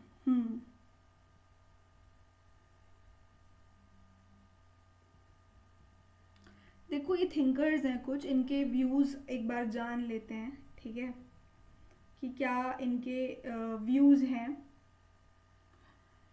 हीगल को देखो, सिविल सोसाइटी क्या बोल रहा है ये, कैसे sphere of economic and social relation distinct from the family and the state. Basically जो हीगल का व्यू है ना, हीगल के अकॉर्डिंग क्या है कि जो सिविल सोसाइटी वो इकोनॉमिक सोशल रिलेशंस का स्फेयर है, जो फैमिली और स्टेट से क्या है, अलग है। ठीक है, क्या बोला मैंने, फैमिली और स्टेट से अलग है।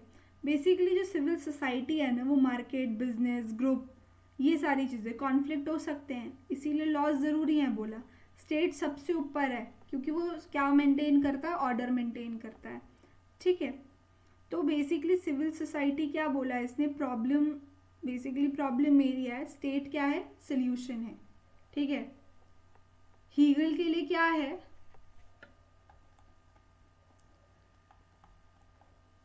स्टेट सुपीरियर है। ठीक है, ये चीज़ आप ध्यान रखिए बस यहाँ पे। और सिविल सोसाइटी क्या है आपकी, प्रॉब्लम एरिया है इसके लिए, राइट। कार्ल मार्क्स का व्यू कैसा है, मार्क्स के according civil society economic base, मतलब इकोनॉमिक बेस जहाँ क्लास स्ट्रगल होता है ना, वो है सिविल सोसाइटी। ठीक है, मतलब जैसे यहाँ आपका जो रिच क्लास है, बर्जॉइजी है ना, वो डोमिनेट करती है, सिविल सोसाइटी उनके इंटरेस्ट को रिफ्लेक्ट करता है, स्टेट भी क्या करता है, उन्हीं को सपोर्ट करता है। तो जब क्लासलेस सोसाइटी आएगी ना, तो वहाँ पे क्या होगा, स्टेट सिविल सोसाइटी दोनों खत्म हो जाएगा, विदर अवे हो जाएगा, जो हमने ऊपर पढ़ा। ठीक है, तो वही सेम चीज़ यहाँ पे भी हम लोग देख रहे हैं। फिर आप ग्राम्स्की का देखो, है ना, एंटोनियस का मार्क्सिस्ट थ्योरी आपने पढ़ी ना, ऊपर हमने पढ़ा मार्क्सिस्ट व्यू, तो वही सेम है इसका। तो बेसिकली ग्राम्स्की ने मार्क्स को एक्सपेंड किया काफ़ी ज़्यादा। क्या किया इसने कि सिविल सोसाइटी, और इसने बोला सिविल सोसाइटी जो है ना, वो सिर्फ इकोनॉमिक नहीं है बल्कि कल्चरल और आइडियोलॉजिकल स्फेयर भी है। ठीक है, फेयर, ठीक है, मतलब रूलिंग क्लास यहाँ हेजेमनी बनाता है। हेजेमनी क्या होता है, डोमिनेंस, किसके थ्रू बनाता है, मीडिया, एजुकेशन और रिलीजन के। लेकिन यही रेजिस्टेंस का भी, मतलब रेजिस्टेंस का प्लेस भी बन सकता है ये। मतलब सिविल सोसाइटी आपका क्या है, कंट्रोल भी है और रेजिस्टेंस भी है। ठीक है, ग्राम्स्की का कौन सा कॉन्सेप्ट आपको पूछा जाता है, हेजेमनी का। ठीक है,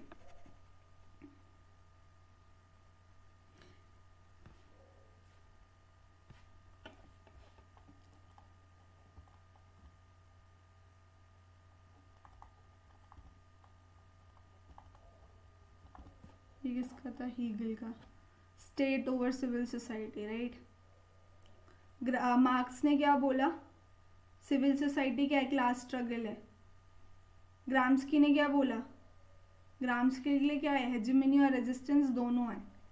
ठीक है,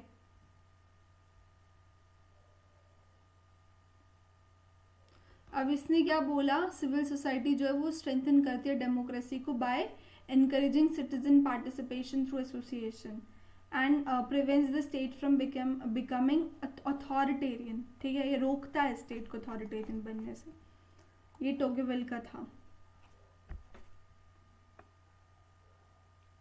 अब देखो अगेन वही है, functions of civil society, individual rights को प्रोटेक्ट करता है, डेमोक्रेसी को प्रमोट करता है, स्टेट को अकाउंटेबल बनाता है, कम्युनिकेशन फैसिलिटेट करता है ना, सिटीजन और गवर्नमेंट को जोड़ता है, सोशल डेवलपमेंट पे इसका फोकस है, कॉन्फ्लिक्ट रेजोल्यूशन पे इसका फोकस है, मतलब मीडिएट करता है between the like conflicting groups in society, right.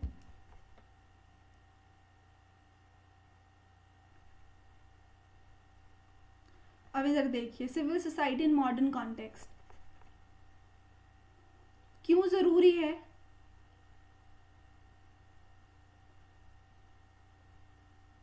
Transparency के लिए, पब्लिक पार्टिसिपेशन के लिए, पॉलिसी इन्फ्लुएंस के, देखो एजर्शन रीजन में काम आएगा।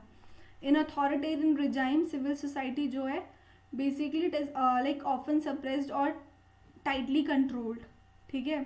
जब हम इंडिया में देखते हैं सिविल सोसाइटी को, जब हम बात कर रहे हैं, ठीक है, आपको पता है आरटीआई, आपके आरटीआई एक्टिविस्ट होते हैं, सेवा, पीआरएस और एमकेएसएस, ये सारे मतलब बहुत ज़्यादा क्रूशियल रोल प्ले करते हैं। क्यों? सोशल रिफॉर्म के लिए, पॉलिसी एडवोकेसी के लिए, ह्यूमन राइट्स मूवमेंट के। आपको पता है कि जैसे अन्ना हजारे का एंटी करप्शन मूवमेंट हुआ था, नर्मदा बचाओ आंदोलन हुआ था। कौन थी नर्मदा बचाओ की लीडर? कौन थी? मेधा थी क्या? देखो लीडर्स भी पूछ लेते हैं, ठीक है, मैच द फॉलोइंग में आ जाता है आपको, तो इसको भी आपको पता होना चाहिए, राइट।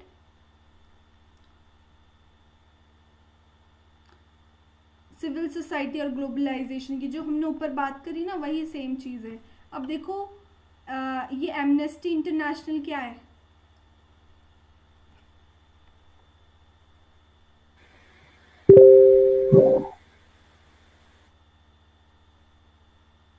क्या है एमनेस्टी इंटरनेशनल? एनजीओ। यस, ये क्या है? एक इंटरनेशनल एनजीओ है, ठीक है, जो ह्यूमन राइट्स के लिए काम करता है। ये का 1961 में ही आया था आपका, ठीक है। तो बेसिकली ये आपको मैच द फॉलोइंग में दे देते हैं एमनेस्टी इंटरनेशनल को, ठीक है। ह्यूमन राइट्स प्रोटेक्ट करना और वायलेशन के अगेंस्ट आवाज़ उठाता है ये, ठीक है।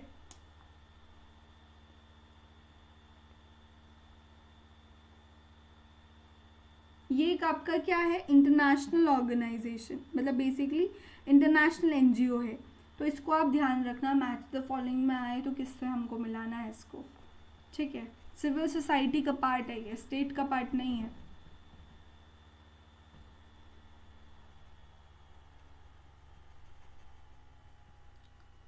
नाउ सी, काफ़ी लोगों ने ना सिविल सोसाइटी को क्या किया? क्रिटिसाइज किया। तो क्या क्या क्रिटिसिज्म आया? क्या लगता है आपको? देखो लोगों ने बोला कि मतलब लोगों क्या, रिसर्च स्कॉलर्स और जो अपने और थिंकर्स थे, इन्होंने बोला कि ये डोमिनेट किया जाता है बाय द एलीट ग्रुप, है ना, और ये पुअर को रिप्रेजेंट नहीं करता, ठीक है। मतलब सब एनजीओ या ग्रुप्स इक्वल नहीं होते, रिच और पावरफुल ग्रुप ज़्यादा इन्फ्लुएंस करते हैं, पुअर लोगों की आवाज़ दब जाती है ना। सो इन्होंने एक और चीज़ बोली, लैक ऑफ अकाउंटेबिलिटी। मतलब सिविल सोसाइटी ऑर्गेनाइजेशंस मतलब इलेक्टेड नहीं होते, फिर भी पॉलिसी पर इन्फ्लुएंस करते हैं, तो पब्लिक के लिए डायरेक्टली अकाउंटेबल नहीं है। दूसरी फ्रेगमेंटेशन की बात हुई। फ्रेगमेंटेशन क्या होता है? बेसिकली बहुत सारे ग्रुप्स हो जाना, डिफरेंट डिमांड्स हो जाएगी, तो मतलब बहुत ज़्यादा बिखराव हो गया है ना, यूनिटी नहीं होती इनके बीच में, डिसीजन मेकिंग जो है वो कॉम्प्लेक्स हो जाता है, ठीक है। फिर जो फॉरेन इन्फ्लुएंस है आपका, है ना, मतलब कुछ एनजीओज को फॉरेन फंडिंग मिलती है। आपने देखा होगा कई कैंसर होम्स हैं, इवन जैसे आप चंडीगढ़ में पढ़ो, चंडीगढ़ में कैंसर होम है, राइट। सो वहाँ पे जो उसकी फंडिंग आती है वो फॉरेन फंडिंग आती है, ठीक है। सो कई बार ना नेशनल इंटरेस्ट पर भी क्वेश्चन उठता है, एक्सटर्नल इंटरफेरेंस का रिस्क रहता है, ठीक है। Now see, it undermines the state authority also. Basically ज़्यादा एक्टिविज्म होगा ना तो स्टेट की अथॉरिटी वीक हो सकती है, सो पॉलिसी इम्प्लीमेंटेशन में प्रॉब्लम आएगी, है ना। It is not always democratic. हर सिविल सोसाइटी ग्रुप डेमोक्रेटिक नहीं होता, इंटरनल हायरार्की हो सकती है, सब मेंबर्स को की इक्वल वॉइस नहीं होती, है ना। अर्बन बायसनेस आ सकता है कि सिविल सोसाइटी ज़्यादातर अर्बन एरियाज़ में एक्टिव होती है, रूरल इश्यूज इग्नोर हो जाते हैं, है ना। तो ये सारे जो हैं इसका क्रिटिसिज्म आया, ठीक है। Now there is a difference between civil society and state, है ना। सिविल सोसाइटी ऑटोनॉमस और वॉलंटरी होती है, स्टेट आपका कंपल्सरी और कोर्सिव है, राइट। पावर आपको पता है कैसा है, आपने हम लोगों ने पढ़ा, फंक्शन भी पढ़ा। रिलेशनशिप आपको पता है ना, it acts like as a check on like state power, है ना, और स्टेट रेगुलेट करती है सिविल सोसाइटी को through laws. So concluding all, basically civil society जो है वो आपका एक की पिलर है of a modern political life, and it empowers citizen, strengthen democracy and balance the state power. So कई बारी it must remain independent, inclusive and transparent to truly serve as the voice of the people, right? So ये आपका civil society था पूरा. I hope आपका थोड़े concepts clear हुए होंगे इसको लेकर. ठीक है, नाउ सी इधर पे कुछ क्वेश्चंस हैं.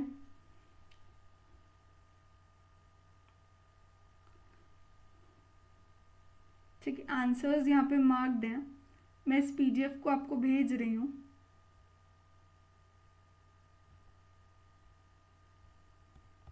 अब देखो ये वाला क्वेश्चन कैसे बना.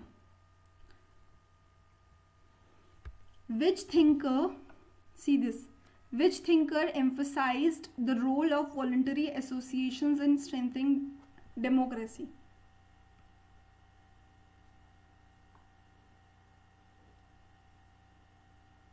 कौन होगा?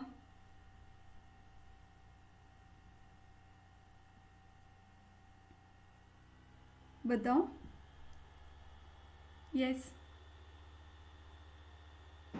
टॉकविल. क्यों होगा ये?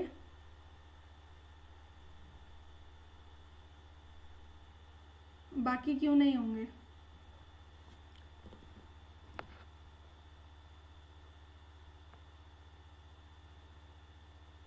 कुछ जवाब?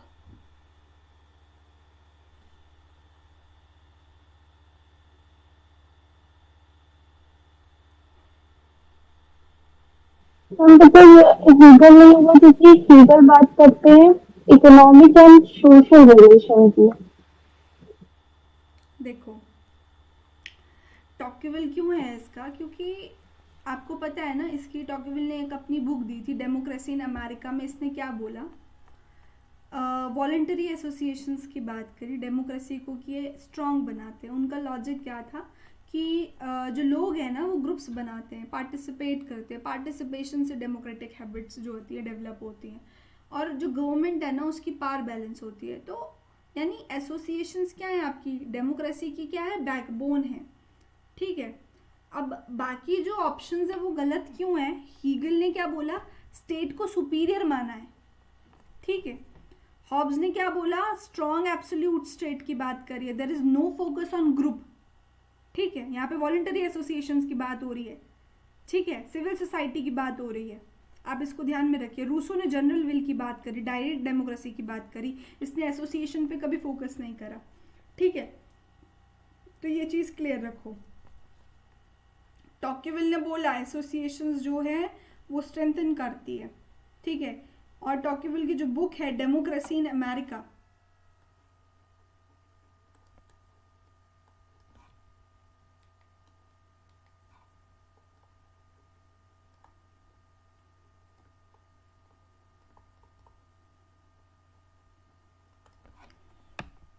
ठीक है,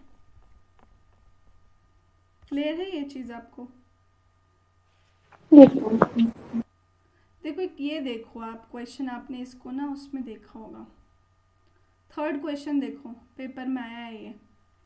civil society in a democratic state primarily a weakens the authority of the state, acts as a watchdog and promotes citizen participation, C functions as a parallel government, eliminates the need for law. Civil society in a democratic state.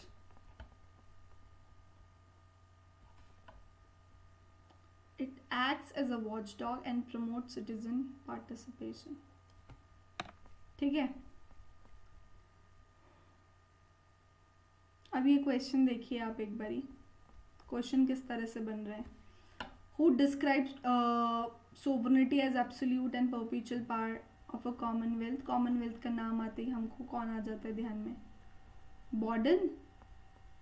बॉर्डन की थी ना, ये किसी और की थी? ये देखिए, the legal theory of sovereignty was propounded bye, legal theory, अभी देखो सब मर्ज हो रखा है हमारे दिमाग में, लीगल थ्योरी का ऑफ सोवरेनिटी, ऑस्टिन। इसीलिए PYQs इम्पॉर्टेंट है, पता है क्यों? हम लोग सब पढ़ तो लेंगे पर कई बार ना हम कंफ्यूज हो जाते हैं 2-3 नामों में, तो इसीलिए हम लोगों को प्रैक्टिस बहुत ज़रूरी है क्वेश्चंस की, ठीक है। एक मैं भी आपको प्रोवाइड करूँगी क्वेश्चन की सब्जेक्ट, मतलब ऐसा आपकी यूनिट वाइज वाली, ठीक है। देखिए, which theory consider sovereignty as divisible and shared among multiple association? Pluralist, pluralist ही तो बात कर रही थी ना इसकी।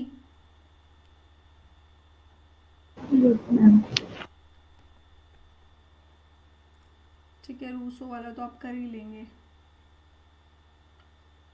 मैं ये ना आपको ग्रुप में डाल देती हूँ PDF, दोनों, जो पहले वाली और ये अब वाली है, ठीक है। ये यहाँ पे हम लोगों का कंप्लीट हो चुका है, और कल हमको कौन सा टॉपिक करना है एक बार देखते हैं उसको भी, क्योंकि अब ना मैं इसको ना जल्दी जल्दी से, मतलब एक ही स्लाइड में रैप अप मारूंगी, जो पॉलिटिकल थ्योरी की और चीज़ें जो इम्पॉर्टेंट जितना भी है उसी को थोड़ा सा ब्रीफली करेंगे क्लासेस में, ताकि हमारा सिलेबस जल्दी कंप्लीट हो जाए, और हम लास्ट के अगर कुछ दिन बचेंगे, हफ्ता अगर हमारे पास रहता है, तो PYQs भी देख लेंगे उसमें क्या है ना, क्योंकि वो सबसे ज़्यादा इम्पॉर्टेंट है, पेपर सॉल्व कर लेंगे लास्ट के कुछ दिनों में,